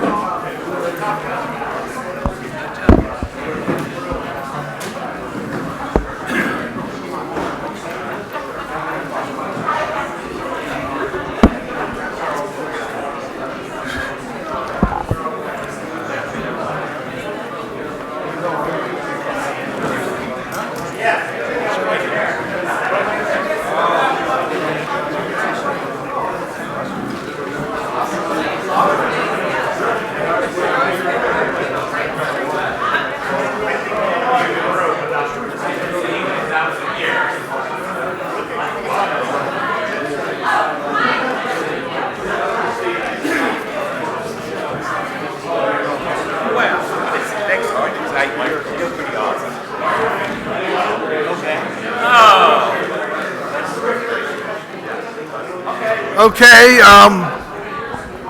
as we continue this evening, the next item on the list believe it or not, is for Putnam Kidder to give us a periodic update on things other than what we just talked about.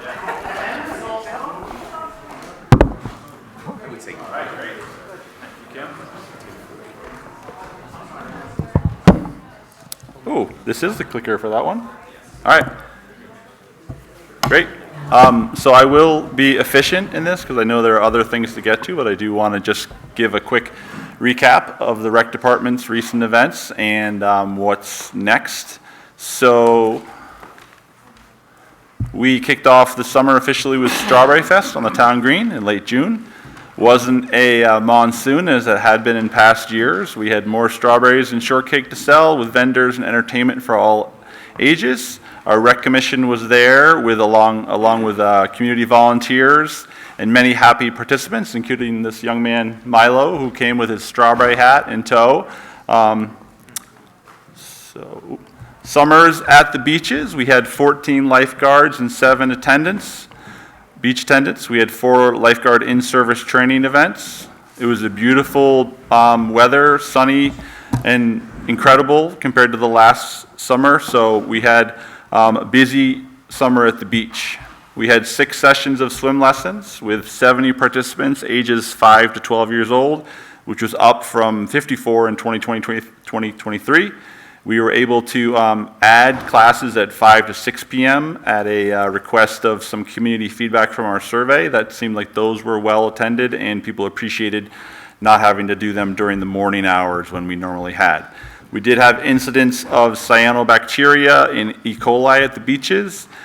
Each time this occurs, the rec department, along with the town health officer and other town entities, are able to improve our responsiveness and sharing the information with the community, training our staff, posting signs at the beaches when necessary, linking people to information on resources to learn about these situations, and working with New Hampshire DES, Little Lake Sunapee Protective Association, Pleasant Lake Protective Association, and others in the community to try to deal with these that are unfortunately becoming more common.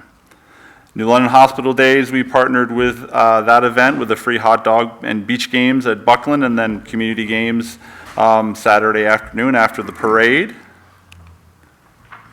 Oop, gotta go back. We had another version of the Chad Denny Memorial Walk and Bike to School event, which is offers Kearsarge Elementary School kids here in New London the opportunity to bike or walk with friends and family down from Colby Sawyer campus down to Gould. It's a wonderful event and a great honor to the memory of Chad Denning and a lot of the things he was about in his time as the rec director here. It was a partnership with, like I said, the elementary school, Colby Sawyer College, the New London Bike and Walk Coalition, the fire department, the police department, and it's just a really wonderful event that we like to see come every year in early October. Later in October, we had the Haunted Happenings event on Main Street. I'll go ahead first, though, to what came before that was Pumpkin People. This was one of my favorite entries of the whole one. Not a winner, but a very, very lively, creative entry by the Housing Commission. But so that started first. I think we had probably around 15 entries up and down Main Street. Residents, businesses, nonprofit groups, town groups. It was a wonderful kickoff. And then we did move into the actual event of, we call it the Haunted Happenings, where we closed down Main Street, and we had several different kind of areas of it this year. We had trick-or-treating, a trick-or-treat town where we had groups on the green. We had the municipal parking lot with the rec department and our dancing witches pictured here on the right with some enthusiastic participants. And then the New London Barn Playhouse hosted a haunted house at their facility at the end of the closed area. We had the London Historical Society and First Baptist Church also part of the event, along with other groups. And then there was trick-or-treating along the closed-off area. We had 19 residents that participated in the handing out of candy, and we like to do a candy drive to be able to raise money and purchase candy for those people who choose to hand out candy for the event. So we had 19 people do that this year and generously contribute to the event. It is, like a lot of our events, a collaboration between the Police Department, the Fire Department, Public Works, the London Hospital Emergency Services. We had 20-plus town staff who were involved in the event. We had approximately 2,000-plus costumed visitors of all ages. We had 12 community volunteers who were there helping the Fire Department, Police Department, Department of Public Works, which is the most we've ever had. And we had all but one of our rec commissioners there helping out and being involved in the event, and that combined for one incredible community celebration.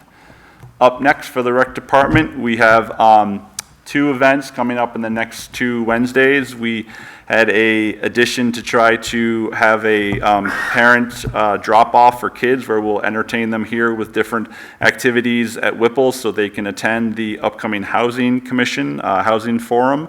So that's a partnership with the Housing Commission to try to encourage young parents to be able to drop their kids with us and to be able to have childcare for their kids. We'll keep them entertained while they go talk about some really important pressing issues at the town. We'd like to be able to help out when we can. And then November 20th, we're doing a seasonal first time ever event with kids after school and be able to just have a games, activities, music to teach kids about the importance of gratitude and ways to practice it. Important thing for them to be thinking about this time of year. The ice skating rink will be opening at some point, depending on the weather. We're excited about that. That's a really treasured recreational resource in the winter here. And then Santa will be visiting the green. We're going to have a make and take ornament event here Sunday the 15th. The Festival of Trees, maybe people saw that last year, will be held right here in this room where businesses and other community groups get to decorate trees where people vote on them. So that's a wonderful holiday event. And then we have the Winter Carnival, which will be coming up on the 1st of January through the 2nd of February with s'mores and fireworks Friday. Our adult spelling bee will be back here in combination with the New London Rotary. We're going to have kids' art events. We're hoping to do a winter activity on Sunday involving the rink and hopefully some snow on the green. And then Easter extravaganza on the green. Probably another kids' art experience here in Whipple and a bake sale here. And other things we have in the works. We are hoping to get adult and kids' dance classes coming soon. Looking at the option of an after-school skating group and kids' art classes and trying to expand our school vacation programming and get the van in use, trying to do like they did some day trips to different places with small groups of kids on those vacations. And then we're exploring the option of a really interesting storytelling event with a few different sessions leading up to a performance here in Whipple. So that is the rec update. Fantastic, thank you. And Bibi, questions for Putnam? Now, can I just ask you one question about the Halloween candy drive part? You said something about, did you say 19 residents? 19 residents, yeah. Got candy donated to them? So can you, I had a few people that have been doing this in the past, and they were used to getting a sort of a letter or something put on their door. Yeah, And I had reached out to a list of people from the year before, and I had done that, and I didn't do the letter this year where I kind of tried to go up and down Main Street, and I didn't hear from anyone that wasn't included from last year. So if you did hear of someone who wasn't included, definitely send them to me, and I can apologize to them if they got off the list. And do we donate candy to businesses? No, we do residents only. Residents only? Yep. Okay. Because they're making the choice to do that, and, sorry. They make a choice to be involved in the event, and we like to encourage them participating. And people in the past, before the candy drive, I think some of them are probably in this room, they could speak to the fact that they did put out a fair amount of money. And as the event has grown, we like to try to help them offset some of the those. Residents, for sure. Yep. Okay. Yep. That's all I got. Janet? Okay, Putnam, thank you very, very much. Appreciate that. The next item on the agenda is the question about whether anybody has any public comments on anything that's not on our agenda tonight. I can't believe there is, but that's good. Thank you. Okay, new business. Kim, would you like to discuss the property tax? Yes, our property tax rate was set by the Department of Revenue. The town portion is $352, which is up from $305 in 2023. The total tax rate is $1161, and the New London Springfield Water Precinct is $110, and that's up from 74 cents last year. Will is having the tax bills printed. They'll be in mailboxes momentarily or daily, which is a couple of weeks early. Here in New London, people get much more time than the 30 days, which is required by law, so Will works hard to get them out as soon as he can, which is a help for everybody, I think. That's all I have. So I might just note that as I did at the Citizens Committee last Saturday, that the substantial increase in the municipal tax rate is primarily due to the 13% increase in the operating budget that was approved at the last town meeting, and the remainder of the difference relates to some timing changes in recognizing revenue. So it's all stuff that we already voted on. Nothing new happened. But there we are, and it certainly, as you will hear if you stick around, going to impact the way we think about the budget for the coming year, because we don't think that we can sustain 13% increases on an annual basis. Okay, hazard mitigation grant. There you are. Lou. Good evening. I'm Lou Boda, your friendly and ever-watchful Emergency Management Director.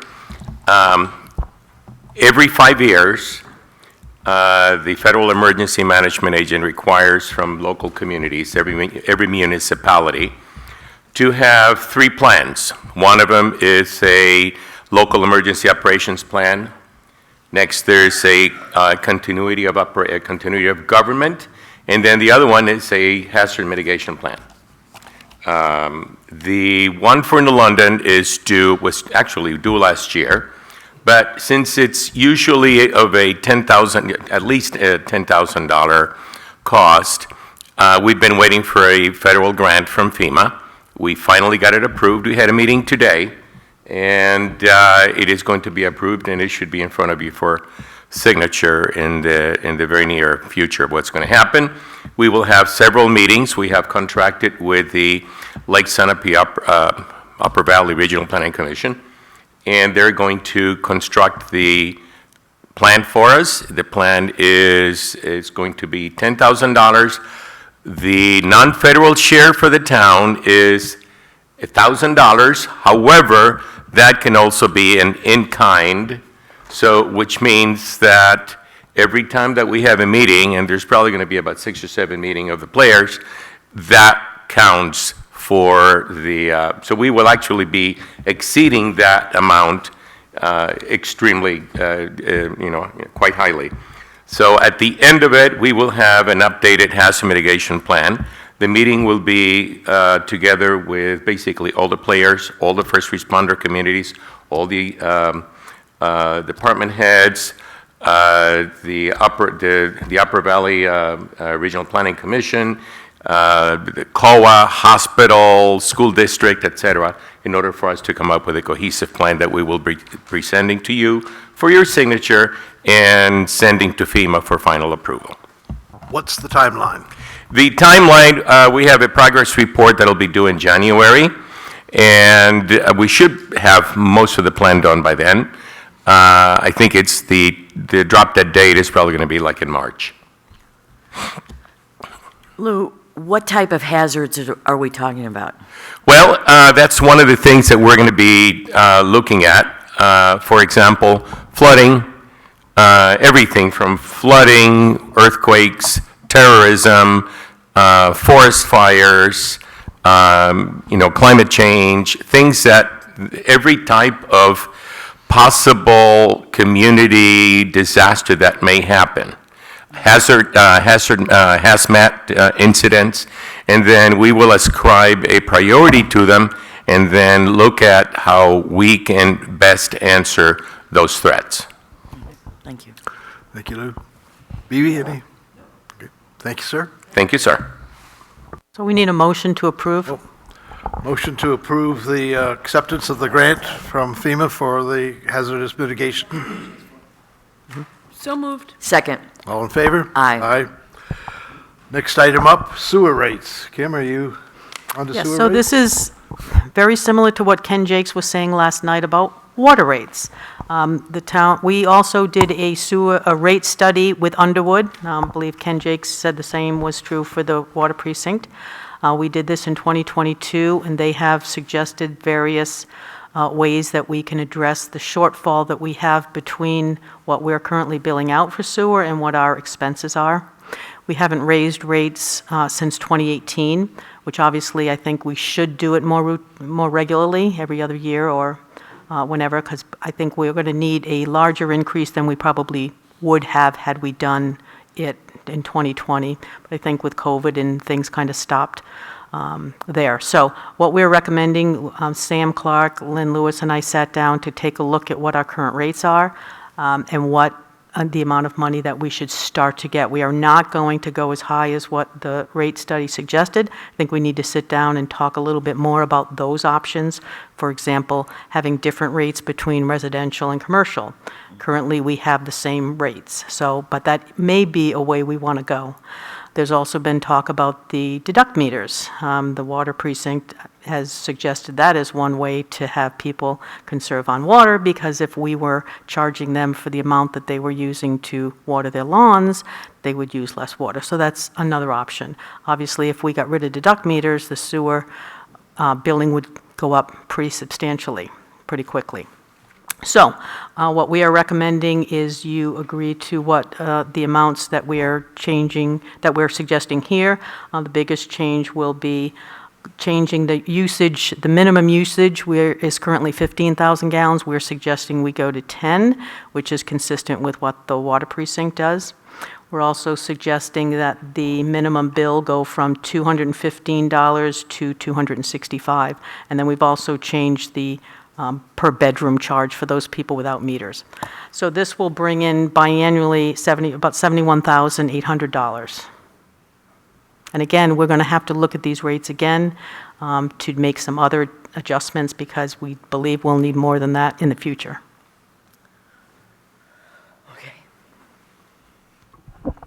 So I at least would not like to make a decision on this evening. I have determined that this will increase my small house's bill for water and sewer by over $600 a year. And I think we need to have a better and clearer understanding of who gets impacted how by this particular proposal. We have to do something, but I think it's more than a casual rate increases, I believe, because the reduction of the minimum amount from 15 to 10, for example, sweeps in for a lot of people like me a big additional cost just because of the minimum change. And I'm not going to vote on my own wallet, but I am going to suggest that a lot of people are going to be impacted greatly in the water and sewer precincts, particularly those of us that overlap in both. But we have questions this evening if you want, but I would prefer not to vote on this evening. Is it possible for us to get? Are you on? Are you Yeah, on? I'm on. Okay. For us to get a report to see average usage per household or account. So Sure. just do a little, and I'd like to do a little, take a little analysis. Yeah. Yep. Okay. And I'd like to see the difference between residential and commercial.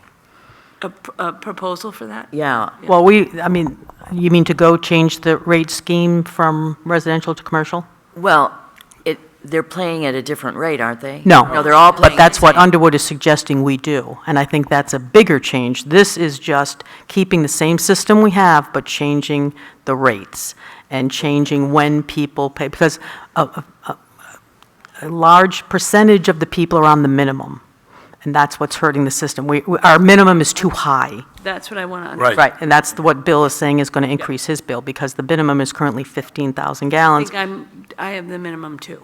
Yeah, lots of people do. Yeah. Okay, thank you. Also, I'd like to know who the people are who are do not have meters. I'd like to see that schedule, so we can see how this is impacting them. Okay. Anybody in the audience want to comment on sewer rates and water rates and so on? Or are you just all in shock, or none of you live in the precinct? Okay.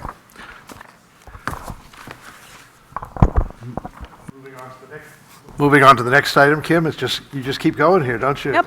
We got I a think truck Sam- you want to Sam- buy now. Oh, yeah. you don't, Sam wants to buy. Sam wants to save the town money by not putting $5,000 at the minimum into a truck that wouldn't even be worth $5,000 once he put the $5,000 into it. I think he has laid out a pretty well-thought-out plan for this. There is money in the operating budget. He has identified the areas.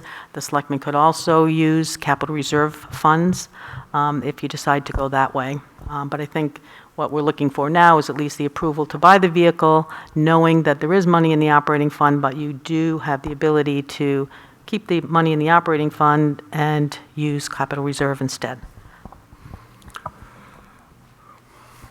Bibi? I appreciate the well-thought-out memo from Sam identifying where the money can be used from the general fund, and that's the way I would go.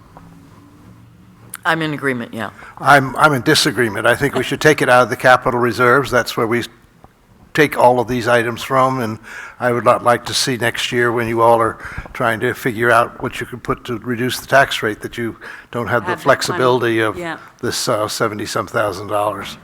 So I would, but we don't have to make that decision tonight, but just to quickly go on record as wanting to go the other direction. But I think what at least we can do is approve the purchase of the truck with a later decision, unless you all feel strongly about. But I think once we take a look at the whole sewer enterprise, Department of Public Works budget, and we'll see that there is room in there for buying this truck there from those funds. But we've had so much to look at that we're probably swimming around right now with the numbers anyway. So. True. So I'll entertain a motion to authorize the purchase of the truck with the funding to be determined. So moved. Second. All in favor? Aye. Okay, moving right along. Kim, would you like to talk about the Garvey land on Seamans Road?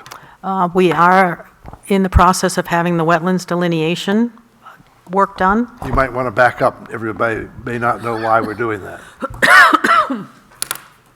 Why we're doing... Everybody may not have been at the Police Advisory Committee meeting. Right? Okay.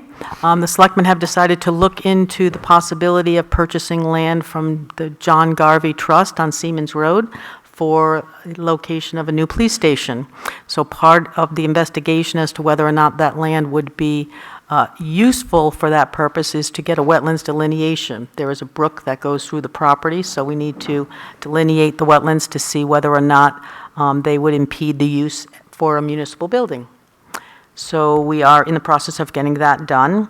The second piece would be to have LBA, LaValle Brenzinger, look at that piece of property in terms of whether the building could fit on it, how it would fit on it, et cetera. And so if that is to be done, the selectmen will need to authorize the expenditure of those funds. Great, thank you. So the first thing we need to do is entertain a motion to approve spending up to $10,000 additional funds with LBA for their work on this. We've already approved the money for Horizons on the wetlands delineation, but if you're so inclined, I would entertain a motion to approve up to $10,000. So moved. Second. All in favor? Aye. Aye. Now, while we're here, I've got a note from the Police Advisory Committee wondering if we could have an extra meeting, if it fits their schedule, on the week of December 9th. So you might think about that, so when we get to the end of tonight, we can let them know what we might be able to do with meetings in December. Our next meeting on the 21st, it's too soon for them to make a recommendation because LBA has determined that they can't have their report back to us until the 2nd of December or so.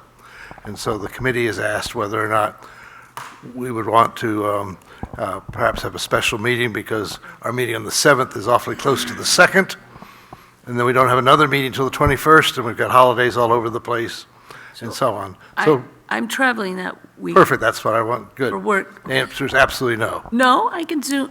You might be able to zoom in, I okay? could, yeah. Okay, so we'll come back at the end and Yeah.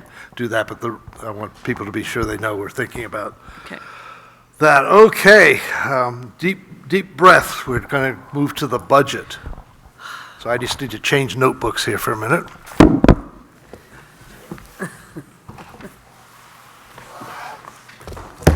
It's amazing how much paper we still can generate, isn't it?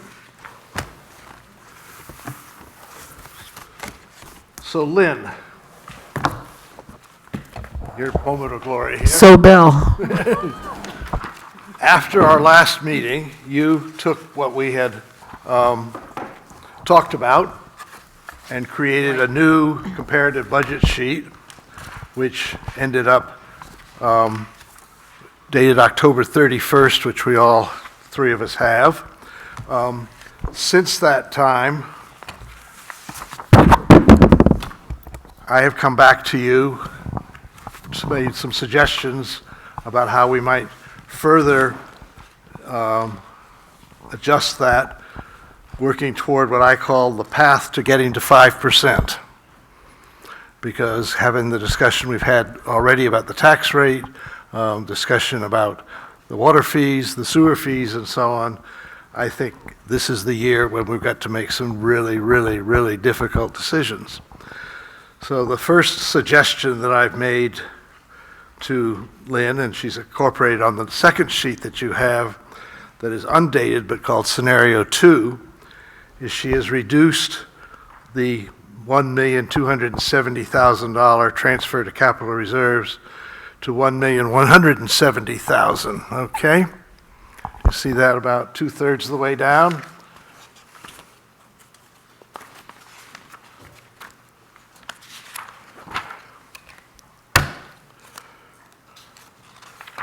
And on this lovely landscape sheet, 3 pages, she has updated all the information that we have from the CIP and spread $1,170,000 of capital reserve transfers across a number of accounts. $100,000 for building improvements in town, small print, $116,000 for fire vehicle fund, $84,000 for breathing apparatus, $150,000 for sidewalks, $500,000 for DPW, hence my comment a couple of minutes ago, $250,000 for the library. Those numbers, trust Lynn, add up to $1,170,000. So the question is, at this point, we're going to continue this incidentally next meeting too. This is another work session going on here. Do we feel comfortable at this point that that's not a bad place to be in terms of capital reserves? Last year was $1,030,000 for all practical purposes. This $1,170,000 represents a 13.6% increase in contributions to capital reserves. What it does is makes it such that all of the CIP requests for 26 and 27 are met with 2 exceptions. This is leaving out the sewer. We're going to have another whole night on sewer, I think. One of those is that because it's an annual event, it doesn't actually appear in the CIP work, is the lease payments on the fire engine, on the old fire engine, the rescue engine. And so that does not get, that gets funded on an annual basis now, so you'll see a negative number there. And the other is that it does not deal with the whole question of energy capital expenditures, which is another subject that we got a memo about late this afternoon, and we will talk about at our meeting on the 21st. Otherwise, every request at this point for 26 and 27 would be reserved with those allocations. We clearly could do, third one, excuse me, there's one more, which is the whole question of the tower and consoles for the dispatch department, which are all part and parcel of our discussion about the new police facility. So those are not included at this point either in 2027. So, energy, the fire engine lease, and the tower and console for dispatch replacement in 2027 are not included. And that's a placeholder here, but it's important to know, I think, whether we have any major problems with that and feel that we can either cut it back more, or whether we feel that we haven't put enough in there. So that's, don't have to answer it tonight, but that's sort of where we are. Thank you, Lynn, for doing this so quickly and so clearly. However, another page with a slightly bigger print. I can do that. Either that or magnifying glasses for the select board. That might work also. So then, let's keep it going, then we can have a general discussion here. Where did the $166,000 of other possible reductions come from that I asked Lynn to plug in there so that we could show what a path to 5% looks like? So, $30,000+ of it comes from asking the police department and the fire department to consider spreading out the increase in detail, weekend time, et cetera, that they've asked for in their budget, new items as we move toward the demographic issues of having to have a more full-time fire department, dealing with the demographic issues of people wanting to, not wanting to work night shifts and needing more differentials and so on. Both the chiefs have put in proposals there, and that $30,000 of this comes from asking the two of them to spread that out over 2 years to beginning of that rather than doing it in one. That's just a discussion item, but that's one way to get there. $5,000 is, we didn't deal with legal expense last time. Kim has told us legal expenses are going up. I feel that that's an uncertain number, and if we're trying to drive toward a small increase in the budget this year, that we could reduce another $5,000 from the legal budget. The most controversial part of this, the $40,000 is the markers, the highway markers on the historical markers. 2 years ago, I proposed to the trustees of the trust funds that there are 3 trust funds totaling over $70,000 that exist for general town purposes. And I can't think of any better general town purpose at this point than paying for the historical markers with some of those trust funds. And so I would think we might take it out of our budget, make it a separate warrant article, and fund that important project, but not with general operating funds, because it's not really an operating expense, and use the money from the Gay, Emery, and Lash trusts to fund that. And then last but not least, the largest amount of this comes from considering returning to having a part-time recreation director, because the recreation activities do seem to continue to have ups and downs. Putnam just gave us an excellent report on what he's doing, but there's not tremendous continuity to that, and there's at times like this come when you have to go back and say, well, what have we done in the past that worked? And we have had a few years after Scott left and before we offered the full-time job to Putnam, that when we've had a part-time director, and the cost of a director's salary and benefits is very substantial. And so $90,000 of this 166 comes from that. Now, clearly, the rest of the recreation budget, I actually think we need to make a closer look at in terms of attracting lifeguards. I did not like what I was hearing tonight about absentee lifeguards and or lifeguards not paying attention and so on. That's probably, again, another broader issue about how we do that, because places everywhere are having trouble attracting teenagers to work at this point. But I want to make it clear that for the recording here that there's, if anything, I think we've probably under budgeting lifeguards at this point. So that's how I got to that $160,000. The other thing that we've not talked about that's not there is we have an request from the King Solomon Lodge to provide them funding that will accommodate their being able to continue to allow trailers to park there that use the lake. So we're back to another Pleasant Lake issue. Beyond that, we go down the sheet here, the issue of capital outlays is clearly greatly swayed by including land in here for a police station. So that number we'll have to wait until we get further along in that process. The other outlays for vehicle equipment, buildings, and improvements all track to the CIP and to the requests of the department heads.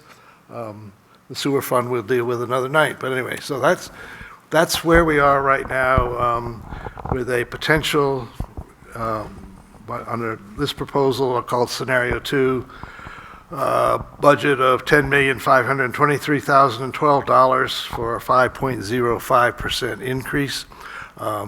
We can obviously think that's too low. We can have other ideas about how to get there. We may think it's too high. That's where I am in thinking about this. Gotta turn my microphone off.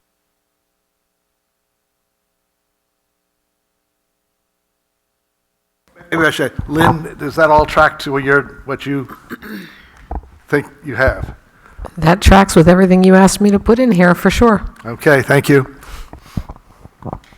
The nice thing about this incident is Lynn can just change these numbers very quickly, so no problem. Yep. Each of you may have things that you saw coming out of our first discussion that you think weren't right, maybe like lifeguard compensation and so on. But this is what I was trying to do, is figure out how are we going to deal with the huge increases that we're asking the residents to pay in terms of taxes and water fees and sewer fees.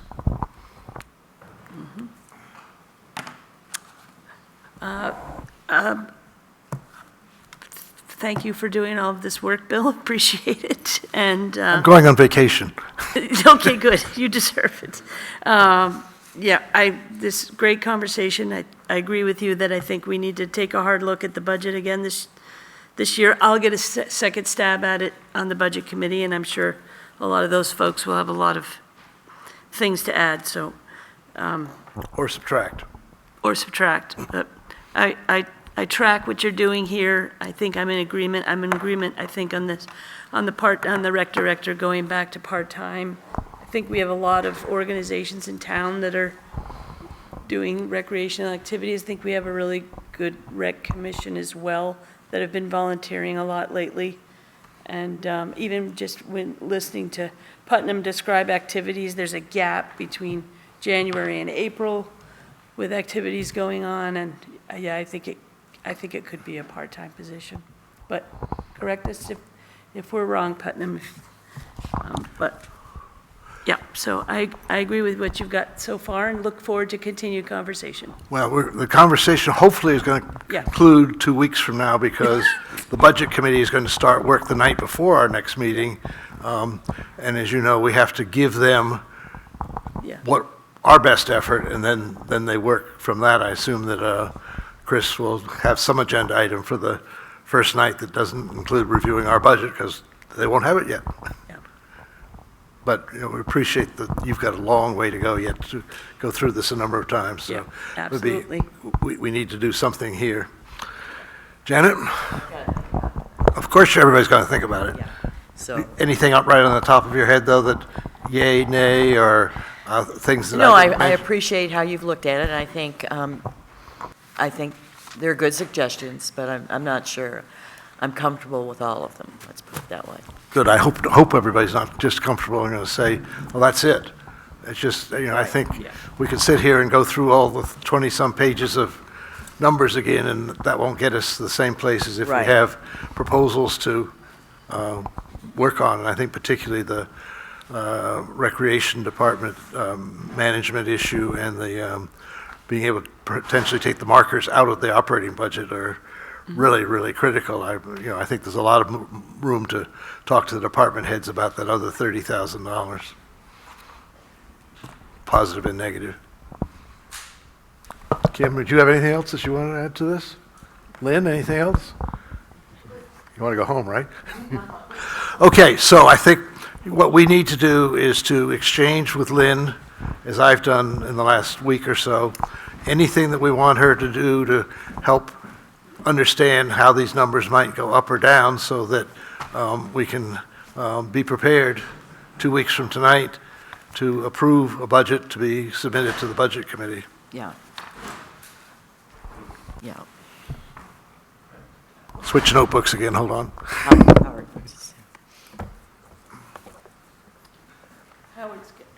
Howard has a question. Oh, Howard. Sorry, I'm so busy moving my notebooks around. Thank you.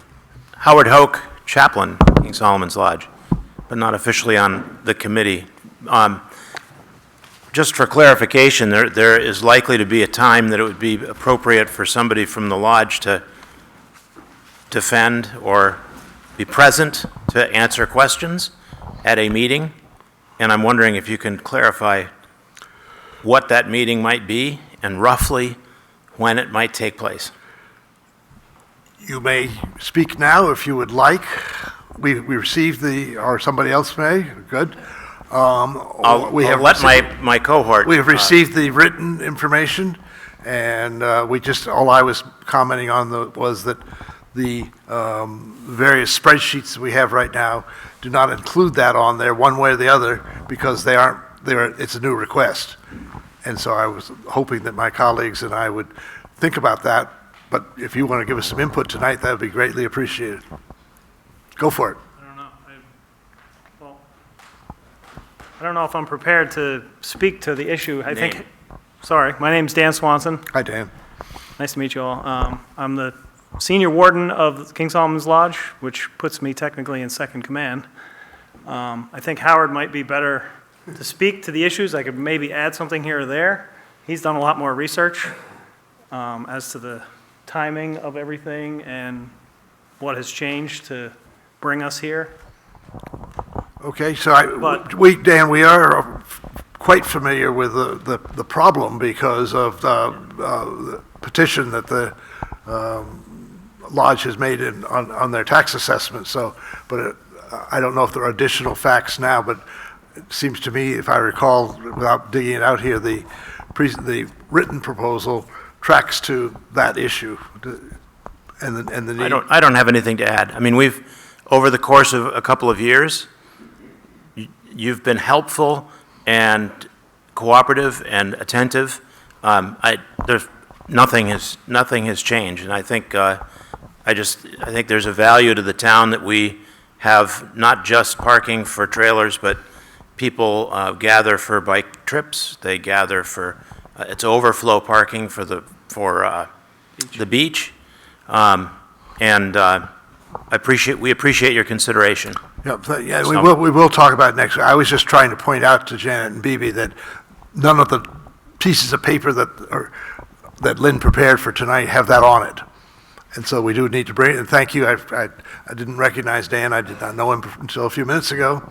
So thank you. And if anything more you want to say tonight or 2 weeks from tonight would be a great time to do it. It's in process, and Yes, it's in process. That's adequate. Thank you. Yep. Dan, anything else?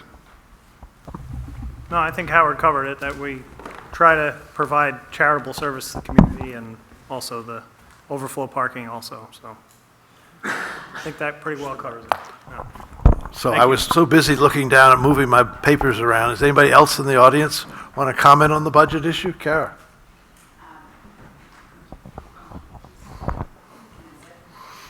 Is it all right if I sit, Bill? Sir.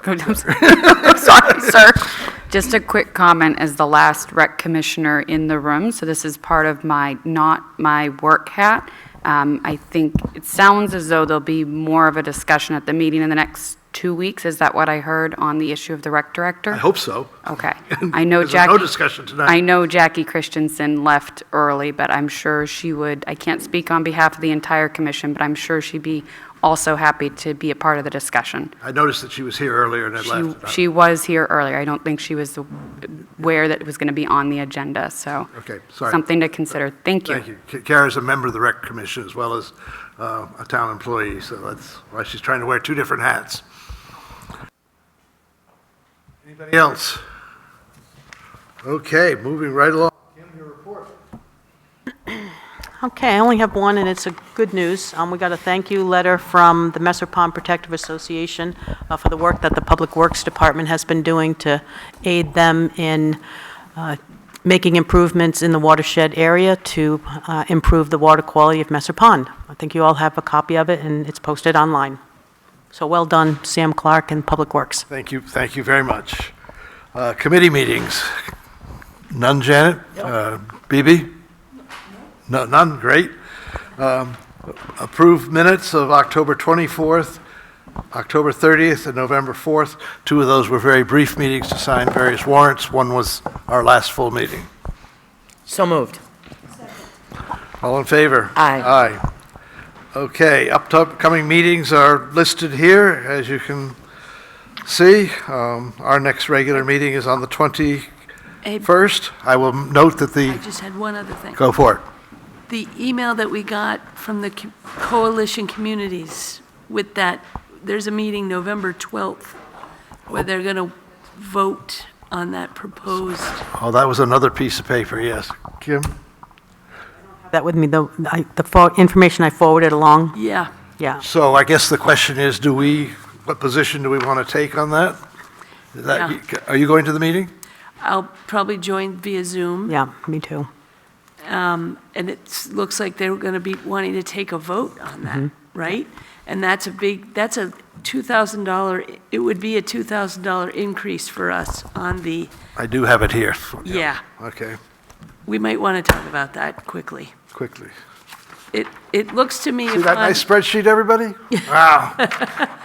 It looks to me, looking at that quickly, the town of Hampton is the one that filed the request, and it would be a significant decrease for them on the costs.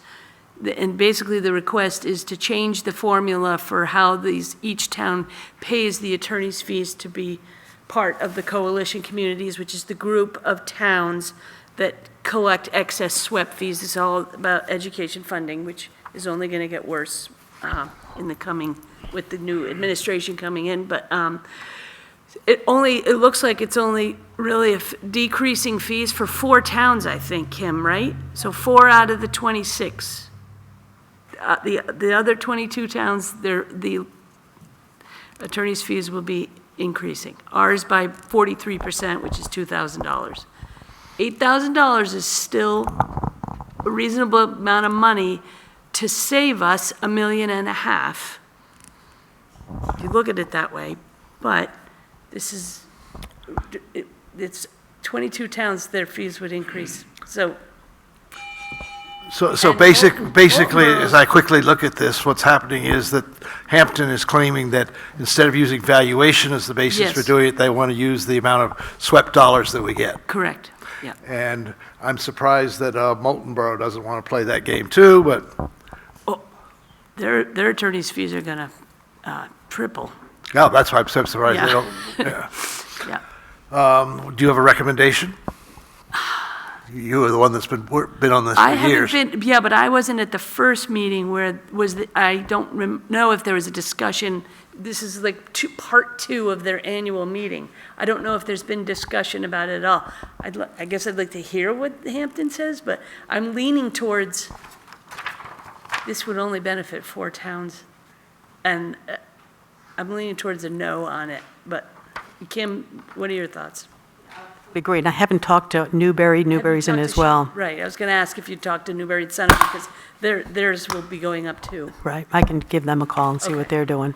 Perhaps what we should do, Janet, is give BB the flexibility of doing what she appears to be right once she gets more information. And we can shoot you later. Yeah. And we'll take it out of her salary? Yeah. That's right. Yes, I tried. Okay. Thank you for bringing that up. Okay. Yeah. So back to the minutes of the 24th, 30th, and 4th. So moved. Second. All in favor? Aye. Aye. Oh, we've done that, okay. So the calendar is here. The 21st at 10 o'clock in the morning is the full hearing on the Twin Pines appeal. And I see some stuff that Kim sent us that also on the 21st, we're going to be looking at the septic warrant and discussing that. Draft, yep, first. Draft, and then for first dismissal. Septic, not sewer, but Right. septic, the work that Bibi's been doing around the lake with the other towns on pumping out septic tanks on a regular schedule. And that we are planning to try to bring that to a head in mid-December, is that right? Correct. Okey doke. Okay, having said that, we are now going to entertain a motion to go into non-public session to discuss a personnel matter. So under moved. RSA 91-3:32. Second. All, Aye. BB. Janet. Bill. Yeah. Thank you all. We'll go back into public session to approve the pay vouchers, et cetera.